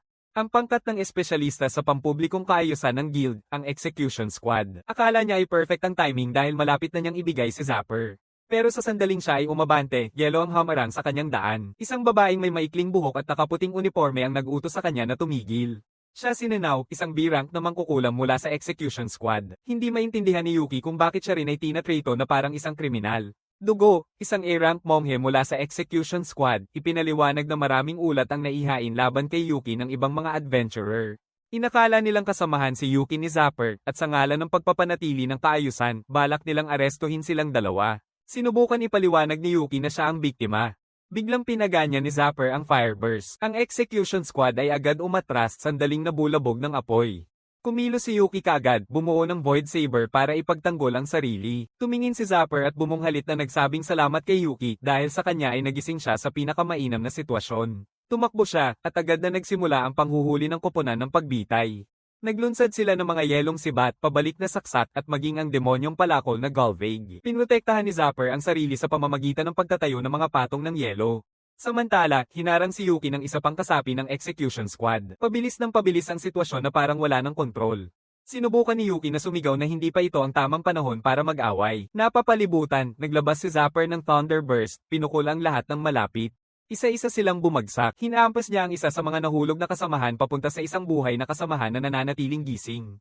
Tinamaan ng direkta ang lalaki. Agad niyang pinagaling ang kanyang kasama gamit ang kasanayan na gantimpala ng hindi nasira. Habang abala sila, pinagbantaan ni Zapper na huwag na silang gagalaw pa. Sinunggaban ni Zapper si Nano at ginawang bihag. Ipinahayag niya na hindi na siya katulad noon at dapat nilang maunawaan ang pagkakaiba. Sa layo na yun, hindi maaabot ng shield ni Yuki ang tamang oras at hindi niya agad maikakansela ang spell gamit ang mga pana o espada. Dugo ay nanlaki ang dila sa inis. Pagod na sa mga taktikang duwag, nagpasya siyang harapin na lang ito mismo. Inutusan niya ang dalawang bantay na bantayan si Yuki nang hindi lumihis ang tingin. Hindi pwedeng manlaban si Yuki nang walang ingat dahil may hostage na kasali. Kung magtutulungan ng maayos ang pangkat ng tagapagsagawa, may pag-asa pa, pero ngumisi si Zapper at sinabing mas madali na lang tapusin silang lahat, nakakainis lang talaga ang magprotekta ng iba. Nakikita ang dami at komplikasyon ng mga bumubuo na magic circle, alam ni Yuki na ito ay malawakang magic. Sa ganitong paraan, hindi niya mapoprotektahan ang lahat. Sinabihan niya silang magtago sa likod ng anino ng kanyang mahika. Ngunit biglang lumitaw ang isang babae na may pilak na buhok at tahimik na sinabing hindi na nila kailangang mag-alala. Inilabas niya ang kanyang kasanayan, mata ng makatarungang laro, at tinanong si Zapper kung iyon lang talaga ang natitirang mana niya. Agad na nakilala ni Yuki siya. Siya ang kapitan ng pangkat ng tagapagpatupad at isang adventurer na may ranggong S. Kilala bilang buhay na aklat ng gabay ng guild, si Ina Ginki, isang paladin na may ranggong S. Pinaganya niya ang kanyang kakayahan, Sparrow B Dragon. Agad na tinamaan si Zapper at nawala ang hawak niya kay Nanao. Ito ay isang nakakatakot na teknik, isang paraan na nagre-resulta bago pa man ang atake mismo. Tahimik niyang pinagsabihan si Yuki na huwag ilaan ang lahat ng mana niya sa pag-atake. Hindi inasahan ni Zapper ang pagdating ni Ginki. Nagpanik siya at ginamit ang Stonebind. Sinabihan ni Ginki si Yuki na gamitin ang kanyang mahika. Nagulat siya na alam pa ni Ginki ang tungkol dito, ngunit wala ng oras para mag-isip tungkol dyan. Tinawag ni Yuki ang kanyang Void Saber. Nagmadaling nagpatong si Zapper ng maraming elemental na harang. Pinakawalan niya ang Ramitaki Arrow Rain, binaha ang langit ng di mabilang na mga palaso. Agad na unawaan ni Ginki ang kanyang layunin, tina-target niya ang bawat miyembro ng kanyang grupo. Actinabate niya ang Scatter Arrow Divert, isang kasanayan na nagpapalit ng target ng isang bagay. Napalitan ng destinasyon ng palaso kay Yuki. Agad itinaas ni Yuki ang kanyang Void Shield habang bumubuhos ang mga palaso sa kanya. Alam ni Ginki na babanggain niya ito, gayunpaman, napaisip siya tungkol sa kanya. Pagkatapos ay lumitaw siya sa likod ni Zapper. Inikat niya ang kanyang sandata at pinaganya ang Great Neginata Iwatushi. Tinanggap ni Zapper ang tama ng harapan. Checkmate na. Dali-daling pumasok ang grupo para siya ay mas-secure. Sabi ni Ginki na mas kaunti ang mana niya kaysa sa inaasahan niya. Ipinapakita nito na galing lang siya sa isang matinding laban. Pagkatapos, nagpasalamat siya kay Yuki sa kanyang pakikipagtulungan. Salamat sa kanyang mahika, mabilis na naresolba ang sitwasyon. Tinanong ni Yuki kung paano niya nalaman ang tungkol sa kanyang mahika. Ipinaliwanag niya na ang mata ng makatarungang laro ay nagbibigay daan sa kanya na silipin ang mga estado ng tao. Sabi niya nakahawig ito ng Demon Eye of Truth niya. Ngayon ay naiintindihan na kung paano niya nalaman ang parehong kakayahan niya at ang natitirang mana ni Zapper. Iniulat ni Dugo na ganap nang naipakulong si Zapper at naalagaan ang mga nasugatan. Pagkatapos ay tumingin siya kay Yuki. Sabi ni Ginki na nalinis na ang pagdududa kay Yuki. Nakipagtulungan pa siya sa pagdakip, dagdag pa ni Dugo, malamang ay isang hindi pagkakaunawaan lamang ang mga paratang laban kay Yuki. Dahil hindi pa lubos na nalilinawan ang lahat, hindi pa siya maaaring humingi ng formal na paumanhin. Ngunit aalisin si Yuki sa listahan ng mga nakakulong. Nagpasalamat siya sa kanyang pakikipagtulungan at proteksyon. Sabi ni Yuki ayos lang basta naresolba ang hindi pagkakaunawaan. Nag-alok din siyang tumulong sa investigasyon ni Zapper kung kinakailangan. Gayunpaman, nagtaas si Dugo ng isa pang issue. Ang dungeon na pinanggalingan ni Yuki ay S-rank. Bawal ang solo na pagpasok. Hindi nakapagsalita si Yuki. Kinakailangan ng pahintulot ng guild para sa mga hamon sa dungeon. Bagamat dati nang pumasok si Yuki kasama ang grupo matapos ang pagsusuri, ang paglusong mag-isa ay malinaw na paglabag. Sinabi ni Ginki na hindi kakayahan ni Yuki ang problema.